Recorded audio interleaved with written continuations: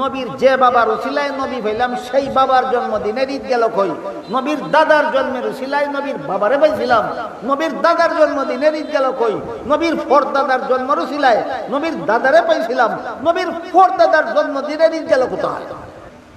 ইমানের ৭৭টা শাখা প্রশাখার একটাও মিলাদুন নবীর সাথে সম্পর্কিত নয়, সবগুলি সিরাতুন নবীর সাথে সম্পর্কিত।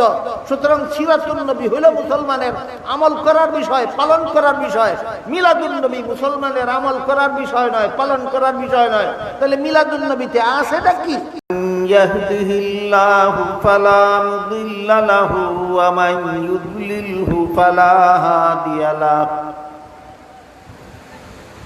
ونشهد أن لا إله إلا الله وحده لا شريك له ونشهد أن سيدنا ونبينا ومولانا محمدا عبده ورسوله صلى الله تعالى عليه وعلى آله وأصحابه وبارك وسلم. أما بعد فأعوذ بالله من الشيطان الرجيم. بسم الله الرحمن الرحيم. النبي أولى بالمؤمنين وأزواجه أمهاتهم. وقال رسول الله صلى الله عليه وسلم: لا يؤمن أحدكم حتى أكون أحب إليه من والده وولده والناس أجمعين. وقال عليه الصلاة والسلام: من أحب سنتي فقد أحبني ومن أحبني كان معي في الجنة أو كما قال عليه الصلاة والسلام. শ্রদ্ধেয় সভাপতি, হযরত উলামায়ে কেরাম, এলাকার সর্বস্তরের মুসলমান ভাইয়েরা আমার, আশপাশের বাড়ি ঘরে পর্দার আড়ালে বসা আমার মা ও বোনেরা, পবিত্র কোরআনের যে আয়াতের অংশ আমি আপনাদের সামনে তিলাওয়াত করেছি, আন-নাবিয়্যু আওলা বিল মুমিনিন, এর অর্থ হলো নবী করিম সাল্লাল্লাহু আলাইহি ওয়াসাল্লাম মুমিনদের কাছে সবচেয়ে বেশি মহব্বতের পাত্র। নবীর চেয়ে বেশি মহব্বত আল্লাহর সৃষ্ট জগতের মধ্যে আর কারো হইতে পারে না। এজন্য হাদিস শরীফে রাসূল করিম সাল্লাল্লাহু আলাইহি ওয়াসাল্লাম বলেন: লা ইউমিনু আহাদুকুম হাত্তা আকুনা আহাব্বা ইলাইহি মিন ওয়ালিদিহি ওয়া ওয়ালাদিহি ওয়ান নাসি আজমাইন। অর্থ হলো, তোমাদের কেউ ততক্ষণ পর্যন্ত মুমিন হতে পারবে না, ঈমানদার হতে পারবে না, যতক্ষণ পর্যন্ত আমি রাসূলকে নিজের পিতা, পুত্র এবং সমস্ত জগৎবাসীর চেয়ে বেশি মহব্বত না করি। পরিষ্কার ভাষায় রাসূল বলেন, নবীকে জগৎবাসীর চেয়ে বেশি মহব্বত না করলে মুমিন হইতে পারবে না। আরেক হাদিসে উল্লেখ আছে, রাসূল করিম সাল্লাল্লাহু আলাইহি ওয়াসাল্লাম হযরত উমর ফারুক রাদিয়াল্লাহু আনহুকে বলেন, উমর, তুমি যদি সমস্ত জগৎবাসীর চেয়ে, এমনকি তোমার প্রাণের চেয়ে বেশি মহব্বত আমি রাসূলকে না করো, তাইলে তুমি ঈমানদার হতে পারবে না। উমর বলেন, ওগো আল্লাহর রাসূল, আমি আপনাকে সমস্ত জগৎবাসীর চেয়ে বেশি মহব্বত করি, কিন্তু আমার প্রাণের চেয়ে বেশি মহব্বত করি কিনা তা চিন্তা ভাবনা না করে বলতে পারবো না। রাসূল বলেন, ঠিক আছে, চিন্তা ভাবনা করো, তারপরও বলতে হবে তুমি আমাকে তোমার প্রাণের চেয়ে বেশি মহব্বত করো কিনা। না বললে তুমি ঈমানদার সাব্যস্ত হতে পারবে না। একটু ভাবনা চিন্তা করার পরে উমর বলেন, হ্যাঁ, আমি চিন্তা ভাবনা করে দেখেছি, আমি আপনাকে আমার প্রাণের চেয়েও বেশি মহব্বত করি। তখন রাসূল বলেন, উমর, এখন সাব্যস্ত হলো তুমি ঈমানদার। হাদিসগুলির দ্বারা আমরা কি বুঝলাম? রাসূলকে নিজের পিতার চেয়ে, নিজের পুত্রের চেয়ে, সমস্ত জগৎবাসীর চেয়ে, এমনকি নিজের প্রাণের চেয়েও বেশি মহব্বত করার নাম ঈমান। বুঝে থাকলে প্রশ্নটার জবাব দিবেন। রাসূলকে সমস্ত জগৎবাসীর চেয়ে, নিজের পিতা পুত্রের চেয়ে, এমনকি নিজের প্রাণের চেয়েও বেশি মহব্বত করার নাম ঈমান। রাসূলের মহব্বতের নাম ঈমান। এই জন্য আল্লাহ কোরআনে ঈমান শব্দের সাথে রাসূলের মহব্বত কথাটা উল্লেখ করেছে। বলেন, আন-নাবিয়্যু আওলা বিল মুমিনিন। মুমিন মানে ঈমানদার। ঈমানদারগণের কাছে নবী সবচেয়ে বেশি মহব্বতের পাত্র। আয়াতের দ্বারাও সাব্যস্ত হইল ঈমানদারগণ নবীকে সমস্ত জগৎবাসীর চেয়ে বেশি মহব্বত করার নাম ঈমান। রাসূলের হাদিসের দ্বারাও সাব্যস্ত হলো রাসূলকে সমস্ত জগৎবাসীর চেয়ে, নিজের পিতা পুত্রের চেয়ে, এমনকি নিজের প্রাণের চেয়েও মহব্বত করার নাম ঈমান। মহব্বতের নাম ঈমান। এই কথাটা ভুলে যাবেন না, স্মরণ রাখুন। এবার একটা ঘটনা শুনুন। ঘটনা হলো নবীর চাচা, আপন চাচা আবু তালিবের ঘটনা। আবু তালিব এক সময় নবীর অভিভাবক ছিলেন। প্রথম অভিভাবক ছিলেন দাদা। দাদার ইন্তেকালের পরে অভিভাবক হইলেন চাচা আবু তালিব।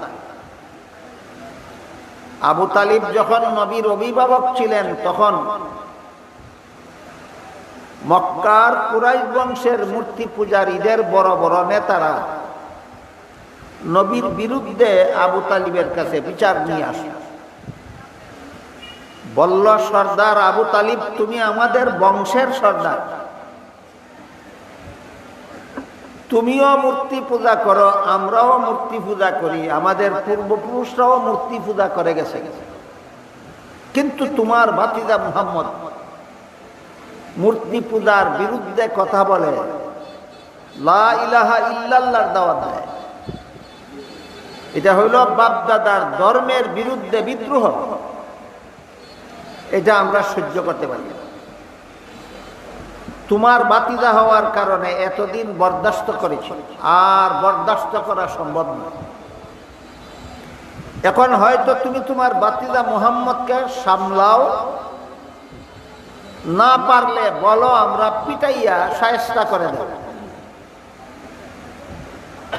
তাদের সামনেই নবীকে চাচা আবু তালিব বললেন, ভাতিজা, দেখলে তো তোমার বিরুদ্ধে এই বিচার দায়ের করা হয়েছে, কাজেই তুমি মানুষের কাছে লা ইলাহা ইল্লাল্লাহর দাওয়াত নিয়ে যাও না। রাসূল করিম সাল্লাল্লাহু আলাইহি ওয়াসাল্লাম চাচার কথার জবাব না দিয়া কান্দা শুরু করে। চক্ষু দিয়া পানি গড়াইয়া পড়তে লাগলো। তখন আবু তালিব বললেন, বাতিজা মুহাম্মদ, আমার কথার কোনো জবাব না দিয়া তুমি কান্না শুরু করলে, বলো কোন দুঃখে তুমি কাঁদো?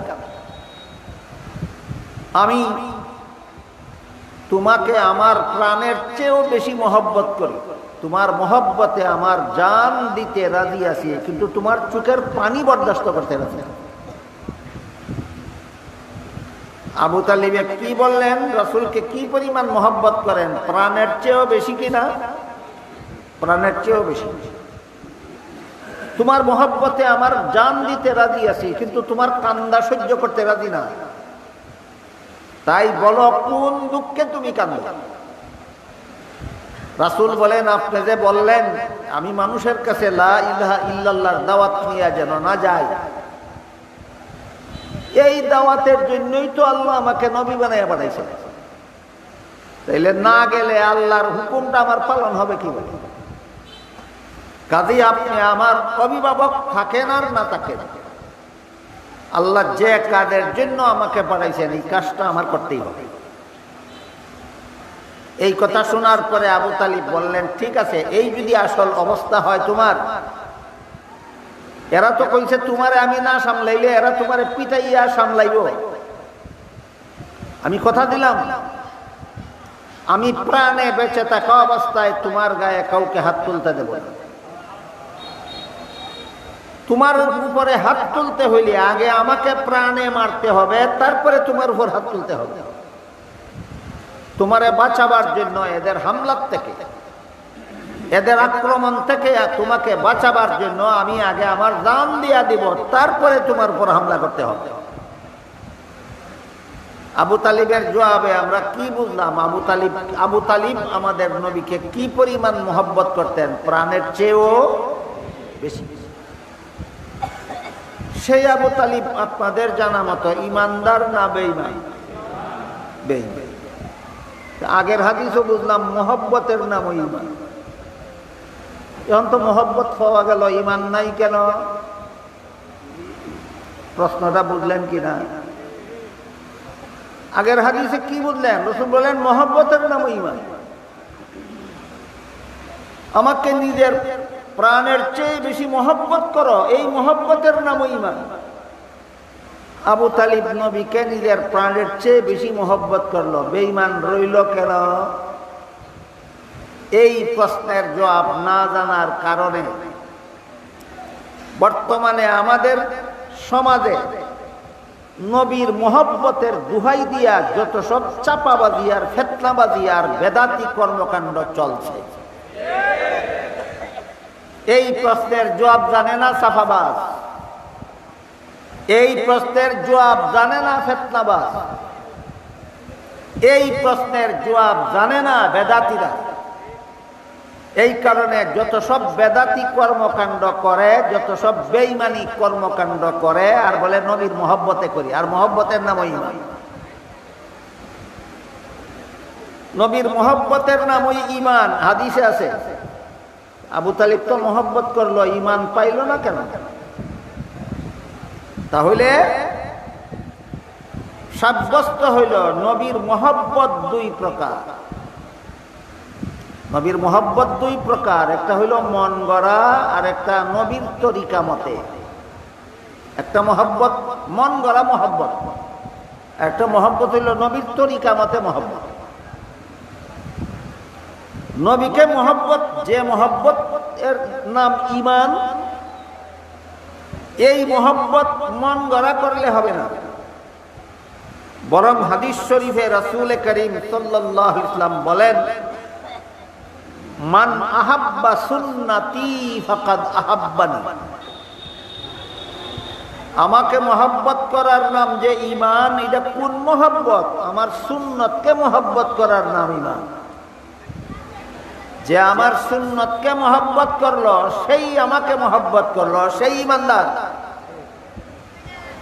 এবার বলেন আবু তালিব নবীর সুন্নতকে মহব্বত করার মাধ্যমে নবীকে মহব্বত করলো না সুন্নত ছাড়া?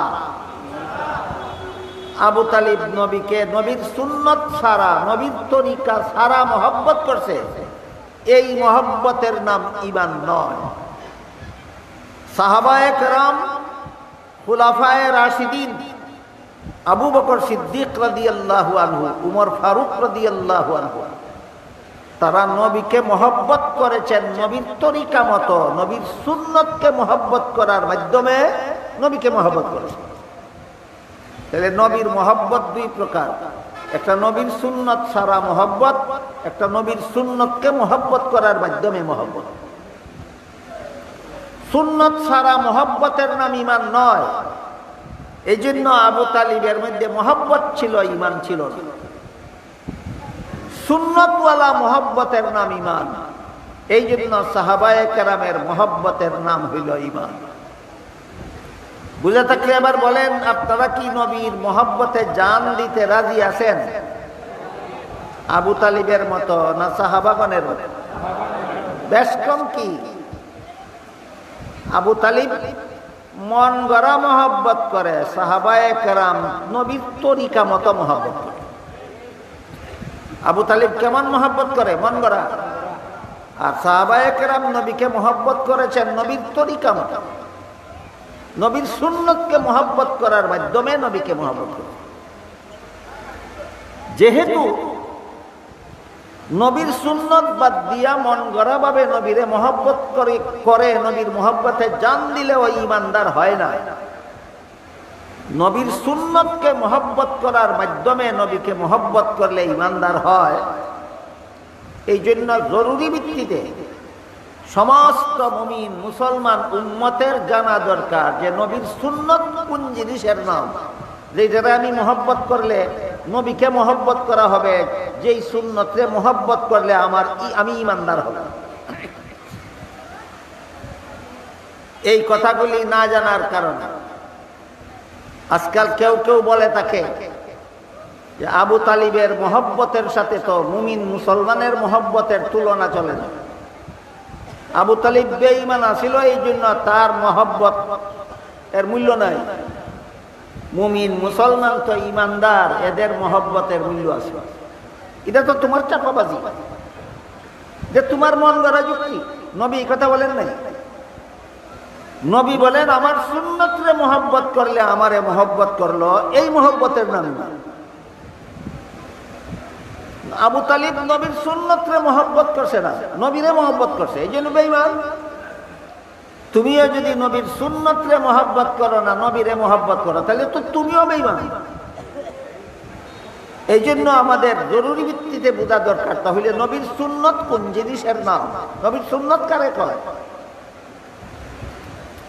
ইসলাম ধর্মে নবীর সুন্নত কথাটা তিনটা অর্থে ব্যবহার হয়। নবীর সুন্নত কথার অর্থ তিনটা, ইয়াদ রাখার মতো কথা জীবনভর। নবীর সুন্নত কথার অর্থ কটা? তিনটা। এক নম্বর, নবীর সুন্নত কথার অর্থ নবীর হাদিস। দুই নম্বর, নবীর সুন্নত কথার অর্থ নবীর আমল। ওই আমল যে আমল উম্মতের জন্য অনুসরণীয়, নবীর যে আমলের গুরুত্ব ফরজ ওয়াজিবের চেয়ে কম এবং নফল মুস্তাহাবের চেয়ে বেশি, নবীর এমন আমলকেও নবীর সুন্নত বলা হয়। তিন নম্বর, নবীর সুন্নত অর্থ নবীর তরিকা, নবীর শিক্ষা দেওয়া নিয়ম পদ্ধতি। মনে রাখা লাগবো সামনের কথাগুলি বুঝার জন্য। যেহেতু নবী বলছেন আমাকে মহব্বত করার নাম ঈমান, মন গড়া মহব্বত নয়, আমার সুন্নতকে মহব্বত করলে আমাকে মহব্বত করা হবে। কাজে আমি ঈমানদার হইতে হইলে নবীকে মহব্বত করতে হবে, মন গড়া মতে নয়, নবীর সুন্নত মতে। এই জন্য নবীর আমার ঈমান আছে কি নাই বুঝার জন্য নবীর সুন্নত আমার মধ্যে আছে কি নাই বুঝে নিতে হবে। নবীর সুন্নত কথার তিন অর্থ, এক নম্বর নবীর হাদিস, দুই নম্বর নবীর আমল, তিন নম্বর নবীর তরিকা। মনে রাখুন সামনের কথাগুলি বুঝার জন্য। নবীর সুন্নত কথার এক নম্বর অর্থ নবীর হাদিস, নবীর সুন্নত কথার দুই নম্বর অর্থ নবীর আমল, নবীর সুন্নত কথার তিন নম্বর অর্থ নবীর তরিকা। তরিকা মানে শিক্ষা দেওয়া পদ্ধতি। মুসলমানের জীবনের সকল কাজের পদ্ধতি নবী শিক্ষা দিয়েছেন। এই পদ্ধতিটার নামও নবীর সুন্নত, এটারে নবীর তরিকাও বলা হয়। বুঝে থাকলে একটু দয়া করে বলেন তো নবীর সুন্নত কথার অর্থ কটা? 1 নম্বর নবীর হাদিস, 2 নম্বর নবীর আমল, 3 নম্বর নবীর তরিকা। নবীর হাদিস, নবীর আমল, নবীর তরিকা। এক হাদিসে রাসূল করিম সাল্লাল্লাহু আলাইহি ওয়াসাল্লাম বলেন, তারাকতু ফীকুম আমরাইনি লান তাদিল্লু মা তামাসসাকতুম বিহিমা কিতাবাল্লাহি ওয়া সুন্নাতা রাসূলিহি আও কামা ক্বালা আলাইহিস সালাতু ওয়াসসালাম। এর অর্থ হলো, হে আমার উম্মত মুসলমানেরা, আমি দুনিয়ার থেকে বিদায়কালে তোমাদের কাছে 2টি জিনিস রেখে যাচ্ছি। যতদিন পর্যন্ত তোমরা আমার রেখে যাওয়া 2টি জিনিস শক্তভাবে আঁকড়িয়ে থাকবে, ধারণ করে থাকবে, ততদিন পর্যন্ত তোমরা বিপদগামী হবে না। আমার রেখে যাওয়া 2টি জিনিসের প্রথমটির নাম হলো আল্লাহর কিতাব কুরআন, দ্বিতীয়টির নাম হলো আল্লাহর রাসূলের সুন্নাত হাদিস। এই হাদিসে আল্লাহ রাসূল নিজেই নবীর হাদিসকে নবীর সুন্নাত বলেছেন।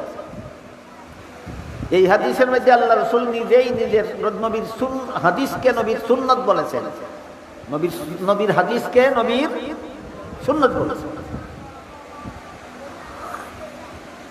আরেক হাদিসে রাসূল করিম সাল্লাল্লাহু আলাইহি ওয়াসাল্লাম বলেন, ইন্নাল্লাহা ফারাদা সিয়ামা রমাদান আলাইকুম ওয়া সানানতু লাকুম কিয়ামাহু ফামান সামাহু ওয়া কামাহু ঈমানান ওয়া ইহতিসাবান খারাজা মিন যুনুবিহি কায়াউমিন ওয়ালাদাতহু উম্মুহু আও কামা ক্বালা আলাইহিস সালাতু ওয়াসসালাম। এর অর্থ হলো, রাসূল বলেন, আল্লাহ রমজান মাসের দিনের বেলায় রোজা রাখা তোমাদের জন্য ফরজ করেছেন, আর রাতের বেলার তারাবিহের নামাজ আমি রাসূল তোমাদের জন্য সুন্নত করেছি। রমজানের দিনের বেলায় রোজা রাখা আল্লাহর ফরজ, আর রাতের বেলায় তারাবির নামাজ পড়া নবীর সুন্নত। তারাবির নামাজ নবী নিজে পড়ছেন, আমাদেরকেও পড়তে বলেছেন। কাজেই তারাবির নামাজ নবীর আমল, এটা হলো নবীর সুন্নত কথার 2 নম্বর অর্থ। এই হাদিসে নবী নিজেই নবীর সুন্নত কথাটাকে নবীর আমল অর্থে ব্যবহার করেছেন। আরেক হাদিসে রাসূল করিম সাল্লাল্লাহু আলাইহি ওয়াসাল্লাম বলেন, মান তামাসসাকা বিসুন্নতি ইনদা ফাসাদি উম্মতি ফালাহু আজরু শাহীদ আও কামা ক্বালা আলাইহিস সালাতু ওয়াসসালাম। এই হাদিসের অর্থ হলো, যে যুগে আমার উম্মতেরা আমার সুন্নত থেকে দূরে সরে যাবে, সেই যুগে যারাই আমার সুন্নতে অটল থাকবে 100 শহীদের সব পাবে। এখানে সুন্নত অর্থ হাদিসও নয়, এখানে সুন্নত অর্থ আমলও নয়। এই হাদিসে আল্লাহ রাসূল নবীর সুন্নত কথাটাকে নবীর তরিকা অর্থে ব্যবহার করেছে। যে যুগে মানুষ সওয়াবের কাজ করবে মন গড়া তরিকায়, সেই যুগে যারা সওয়াবের কাজ করবে নবীর তরিকা মতে, এরা শহীদের সব পাবে। তৃতীয় হাদিসে নবীর সুন্নত কথাটাকে নবী নিজেই নবীর তরিকা অর্থে ব্যবহার করেছেন। এখান থেকে সুন্নত আর বিদআতের পার্থক্য পরিষ্কার হয়ে যায়। পাশাপাশি আর একটা হাদিসে আল্লাহ রাসূল বলেছেন, ইয়্যাকুম ওয়া মুহদাসাতিল উমুর ফাইন্না কুল্লা মুহদাসাতিন বিদআতুন ওয়া কুল্লা বিদআতিন দালালা ওয়া কুল্লা দালালাতিন ফিন্নার আও কামা ক্বালা আলাইহিস সালাতু ওয়াসসালাম। রাসূল বলেন, সাবধান আমার উম্মত মুসলমানেরা, ধর্মের কাজ, ইসলাম ধর্মের কাজ, সওয়াবের কাজ মন গড়া মতে করবে না, আবার সুন্নত মতে করে। সওয়াবের কাজ যদি নবীর তরিকা মতে করা হয়, এটাকে নবীর সুন্নত বলা হয় 3 নম্বর অর্থে। আর ইসলামের কোনো কাজ, ধর্মের কোনো কাজ, সওয়াবের কাজ যদি মন গড়া মতে করা হয়, রাসূল বলেন, এমন মন গড়া সওয়াবের কাজের নাম বিদআত। মন গড়া সওয়াবের কাজের নাম বিদআত। আজকে বুঝলেন বিদআত কারে কয়? সংসারের কাজরে বিদাত কয় না ধর্মের কাজরে বিদাত কয়?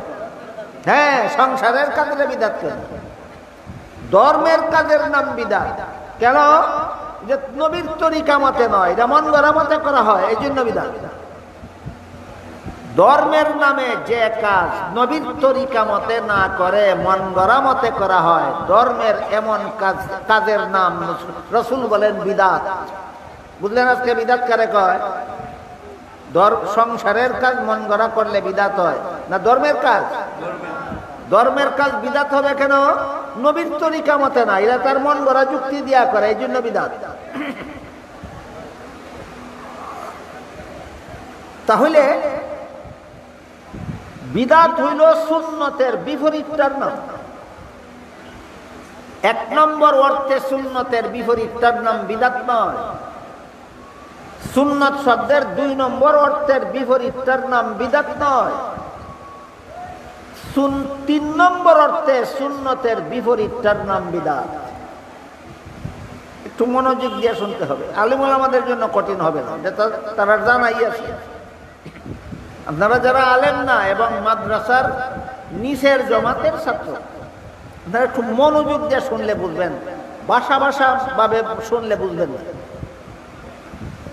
সুন্নত কথার 1 নম্বর অর্থ হাদিস, এর বিপরীতটার নাম বিদাত না।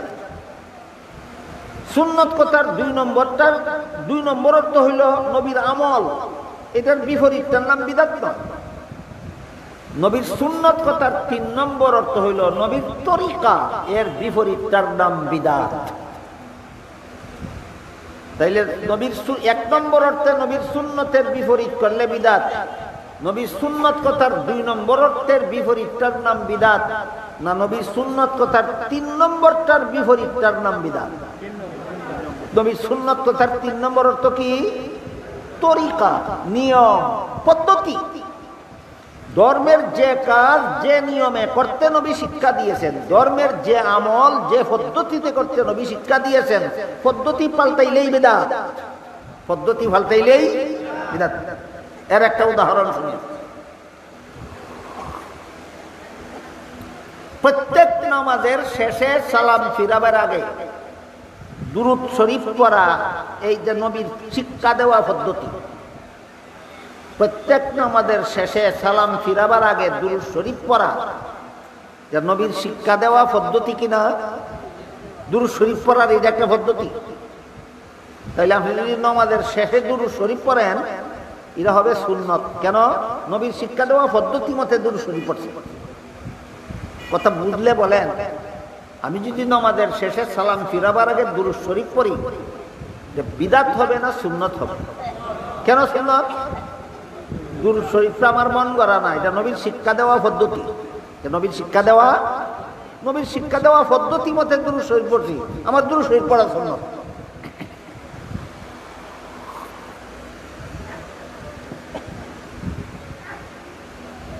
একটা কথা বললে হয়তো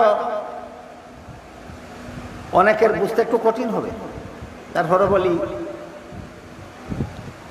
ওয়াজের ফাঁকে ফাঁকে দুরূদ শরীফ পড়া এটা নবীর শিক্ষা দেওয়া পদ্ধতি নয়।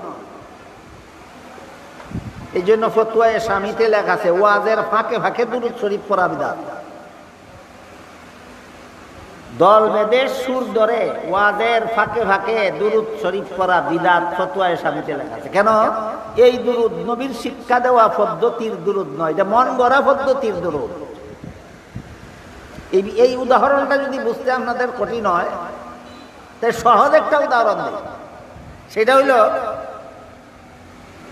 এই নামাজের শেষে সালাম ফিরাবার আগে দুরূদ শরীফ পড়ি যদি আমি, তাহলে আমার দুরূদ শরীফ পড়া সুন্নত হবে। কেন? যে নবীর শিক্ষা দেওয়া পদ্ধতি। তাই বলে যদি আমি নামাজের শুরুতেও একবার দুরূদ শরীফ পড়ে নেই, নিয়ত করার পরে সুবহানাকা পড়ার আগে দুরূদ শরীফ পড়লাম, তারপরে সুবহানাকা থেকে বাকিটা বললাম, আমার এখনের দুরূদ শরীফ পড়াটা সুন্নত হবে না বিদাত হবে? কেন বিদাত? এটা নবীর তরিকার দুরূদ না, এটা মন গড়া দুরূদ। এখন বুঝলেন কিনা? বুঝা থাকলে বলেন, নামাজের শেষে পড়া দুরূদ নবীর তরিকার দুরূদ হওয়ার কারণে সুন্নত। নামাজের শুরুতে দুরূদ পড়লে নবীর তরিকার দুরুদ না, এটা মন গড়া দুরুদ। তোমার দুরুদ বিদাত। সুন্নত আর বিদাতের পার্থক্যটা কি আমরা বুঝতে পারলাম? নবীর সুন্নত কথার ৩ নম্বর অর্থ নবীর তরিকা, নবীর শিক্ষা দেওয়া পদ্ধতি। এই পদ্ধতিতে যারা পাল্টাইয়া মন গড়া পদ্ধতি বের করে, এই মন গড়া পদ্ধতিকেই ইসলামী শরীয়তের পরিভাষায় বিদাত বলা হয়। এই মর্মে হাদিস শরীফে রাসূল করিম সাল্লাল্লাহু আলাইহি ওয়াসাল্লাম বলেন, ইয়াকুম ওয়া মুহদাসাতিল উমুর ফা ইন্না কুল্লা মুহদাসাতিন বিদআতুন ওয়া কুল্লা বিদআতিন দালালা ওয়া কুল্লা দালালাতিন ফিন্নার, আও কামা ক্বালা আলাইহিস সালাতু ওয়াস সালাম। সাবধান আমার উম্মত মুসলমানেরা, ধর্মের কাজ মন গড়া পদ্ধতিতে করিও না, তাহলে বিদআত হইল। ধর্মের কাজ মন গড়া ভাবে করলে বিদআত হইল। ধর্মের যেই কাজ যেভাবে করতে নবী শিক্ষা দিয়েছেন সেইভাবে করলে হবে সুন্নত। ধর্মের কাজ নবীর শিক্ষা দেওয়া পদ্ধতি বাদ দিয়া নিজের মন গড়া পদ্ধতিতে করলে হবে বিদআত। কথাটা না বুঝার কারণে আজকে লিখছি অনেক বিদআতি মৌলবীরাও সাফাবাজি করে। কেমন সাফাবাজি? কয় মসজিদে কাতার সুজা করার জন্য যে দাগ দেওয়া হয়, এটা তো নবী শিক্ষা দিচ্ছেন না। নবীর আমলে মসজিদে দাগ দেওয়া হইতো না, সাহাবায়ে কেরাম আমলেও মসজিদে দাগ দেওয়া হইতো না। তাবেঈনের যুগে, তাবেঈনের যুগে, চার মাযহাবের 4 ইমামের যুগে কাতার সুজা করার জন্য মসজিদে দাগ দেওয়া হইতো না। কাজেই দাগ দেওয়া এটা তো নবীর শিক্ষা দেওয়া পদ্ধতি না, তাইলে দাগ দেওয়া বিদআত কিনা? এটা চাপাবাদী। আপনারা যারা শরীয়তের বিধিবিধান কোরআন হাদিস পড়েন নাই, শিখেন নাই, বুঝেন না, শরীয়তের বিধিবিধান সঠিকভাবে জানেন না, আপনাদেরকে চাপাবাজি কইরা এই বিদআত গিলাইতো চায়। কেমন চাপাবাজিটা এখানে করছে এটা আপনাদেরকে একটু আমি পরিষ্কার করে বলি।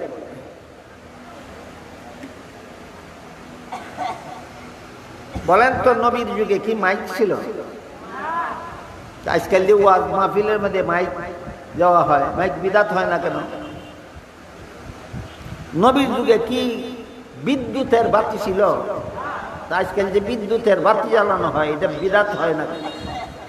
এই প্রশ্নের যেই জবাব, নবীর যুগে কাতার সুজা করার জন্য মসজিদে দাগ দেওয়ার নিয়ম ছিল না, তাইলে ওইটা বিদআত হয় না কেন? ওই প্রশ্নেরও সেই জবাব। বোঝার জন্য মনে রাখতে হবে, একটা হইল ধর্মের কাজ আর একটা হইল ধর্মের কাজের সহায়ক ব্যবস্থা। একটা হইল ধর্মের কাজ আর একটা হইল ধর্মের কাজের সহজ ব্যবস্থা। কাজ আর ব্যবস্থা এক জিনিস না, কাজ এক জিনিস, ব্যবস্থা আর এক জিনিস। ওয়াজ করা, ওয়াজ শোনা, এটা সরাসরি ধর্মের কাজ। ওয়াজ করা, ওয়াজ শোনা, এটা সরাসরি ধর্মের কাজ। মাইক হইল এটা সহজে সকলে শোনার ব্যবস্থা। মাইক রেখেও ধর্মের কাজ কয় না, একটা ধর্মের কাজের সহজ ব্যবস্থা কয়। বাত্তি রেখেও ওয়াজ কয় না, বাত্তিরে ওয়াজ মাহফিলের আয়োজনের ব্যবস্থা কয়। সামিয়ানা রেখে ওয়াজ কয় না, ওয়াজের ব্যবস্থা কয়। ওয়াজ হইল ধর্মের কাজ, সামিয়ানা ব্যবস্থা, বাত্তি ব্যবস্থা, মাইক ব্যবস্থা। ব্যবস্থা নূতন অবস্থা অনুপাতে নূতন ব্যবস্থা করলে বিদআত হয় না, ধর্মের কাজ মন গড়া করলে বিদআত হয়। ঠিক তেমনি ভাবে মসজিদে নামাজ জামাতে পড়ার সময় কাতার সুজা করা ধর্মের কাজ। বহু হাদিসে আল্লাহ রাসূল বারবার নির্দেশ দিয়েছেন, কাতার সুজা করো, কাতার সুজা করো, কাতার সুজা করো। তাহলে কাতার সুজা করা এটা ধর্মের কাজ। দাগ দেওয়া ধর্মের কাজ নয়, সুজা করার সহজ ব্যবস্থা। আমি আপনাদেরকে বুঝাইতে পারলাম, মসজিদে কাতার সুজা করার দাগ দেওয়া নবীর যুগে ছিল না, সাহাবাগণ দাগ দিতেন না, বিদআত হইল না কেন? এটা কেউ ধর্মের কাজ মনে করে দেয় না, এটা ধর্মের কাজের একটা ব্যবস্থা। ব্যবস্থা নূতন করলে বিদআত হয় না, ধর্মের নয়া কাজে ধর্মের কাজ মনে করলে বিদআত হয়। তাতে এই সাফাবাজি যারা কুরআন হাদিস শিখছে না, জানে না, বুঝে না, এদের কাছে সাফাবাজি কইরা বিদআত চালুর পথ বাইর করা যাইতে পারে। যারা কোরআন হাদিস শিখছে, জানে, বুঝে, এদের কাছে সাফাবাদী করে বিদাত চালুর কোনো সুযোগ না। এই জন্য আমাদের বিদাত এবং সুন্নতের পার্থক্যটা ভালোভাবে বুঝে রাখা দরকার। নবীর সুন্নত কথার 3 নম্বর অর্থ হইল নবীর শিক্ষা দেওয়া পদ্ধতি, এর বিপরীতটার নাম বেদাত। কয়েকটা উদাহরণ দিই শুনি। 5 বেলার নামাজের জমাতের জন্য আজান দেওয়া নবীর তরিকা, নবী শিক্ষা দিচ্ছেন, এটা নবীর শিক্ষা দেওয়া পদ্ধতি। 5 বেলার নামাজের জমাতের জন্য আজান দেওয়ার পদ্ধতি, আজান দেওয়াটা নবী শিক্ষা দিচ্ছেন কিনা? দিচ্ছেন। যেহেতু আজান দেওয়া 5 বেলার নামাজের জমাতের জন্য আজান দেওয়া নবী শিক্ষা দিচ্ছেন, কাজে আজান দেওয়া সুন্নাত। 5 বেলার নামাজের জমাতের আগে একামত দেওয়া নবী শিক্ষা দিচ্ছেন, এই জন্য একামত দেওয়া সুন্নাত। জানাজার নামাজে আজান দেওয়াও নবী শিক্ষা দিচ্ছেন না, একামত দেওয়াও নবী শিক্ষা দিচ্ছেন। আপনারা কি জানেন? জানাজার নামাজের জমাতের জন্য আজান দেওয়া শিক্ষা দিচ্ছেন নবী, দিচ্ছেন না। একামত দেওয়া শিক্ষা দিচ্ছেন, দিচ্ছেন না। এখন যদি কেউ সাফাবাজি শুরু করে দেয়, ফজরের সময় আজান দিলাম, একামত দিলাম, সুন্নত হইল। জোহরের সময় আজান দিলাম, একামত দিলাম, সুন্নত হইল। আসরের সময় আজান দিলাম, একামত দিলাম, সুন্নত হইল। মাগরিবের সময়, এশার সময়, জুম্মার সময় আজান দিলাম, একামত দিলাম, সুন্নত হইল। না জানাজার নামাজ আজান দিলাম, একামত দিলাম, বিদাত হবে কেন? এটা কি শরীয়ত মতো কথা বলে না সাফাবাজি শুরু করছে? এই সাফাবাজিটাই হইল বিদাতীদের সবচেয়ে বড় হাতিয়ার। বিদাতীদের হাতিয়ার কোরআন হাদিসের দলিল না সাফাবাজি? চাপাবাজি হইল বিদাতীদের হাতিয়ার, আর কোরআন হাদিস হইল সত্যিকারের মুমিন মুসলমানের দলিল। এরপর জানাজার নামাজে আজান দিলে আজান বিদাত হবে কেন? নবীর তরিকায় নয়। জানাজার নামাজে একামত দিলে একামত বিদাত হবে কেন? নবীর তরিকায় নয়। জানাজার নামাজে কোরআন তেলাওয়াত করলে বিদাত হবে কেন? নবীর তরিকায় নয়। জানাজার নামাজে রুকু সিজদা করলে বিদাত হবে কেন? নবীর তরিকায় নাই। একই কারণে জানাজার সালাম ফিরাইয়া মুনাজাত করলে বিদাত হবে কেন? নবীর তরিকায় নয়। খালি ঠিক ঠিক কইলে তো না, আমি একটা একটা করে জিজ্ঞাসা করবো, আপনার দলিল সহযোগ দিতে হবে। এবার বলেন, 5 বেলার নামাজও আজান দিলাম, জুম্মার নামাজও আজান দিলাম, 5 বেলার নামাজও একামত দিলাম, জুম্মার নামাজও একামত দিলাম, 5 বেলার নামাজও জুম্মার নামাজও কোরআন তেলাওয়াত করলাম, 5 বেলার নামাজও জুম্মার নামাজও রুকু সিজদা করলাম। জানাজার নামাজও করলে কি দোষ? কি এখানে সুন্নত, এখানে বেদাত কেন? এখানে নবীর তরিকায় আছে, এখানে নবীর তরিকায় নেই। বলেন, জানাজার নামাজের জন্য আজান দিলে সুন্নতটা বেদাত কেন? নবীর তরিকায় নাই। জানাজার নামাজে একামত দিলে সুন্নতটা বেদাত, বেদাত কেন? নবীর তরিকায় নাই। জানাজার নামাজে কোরআন তেলাওয়াত করলে সুন্নতটা বেদাত, বেদাত কেন? নবীর তরিকায় নাই। জানাজার নামাজে রুকু সিজদা করলে সুন্নতটা বেদাত, বেদাত কেন? নবীর তরিকায় নাই। যে কারণে আজান বিদাত, যে কারণে একামত বিদাত, যে কারণে কোরআন পড়া বিদাত, যে কারণে রুকু সিজদা বিদাত, সেই কারণে সালাম ফিরাইয়া দোয়া করা বিদাত।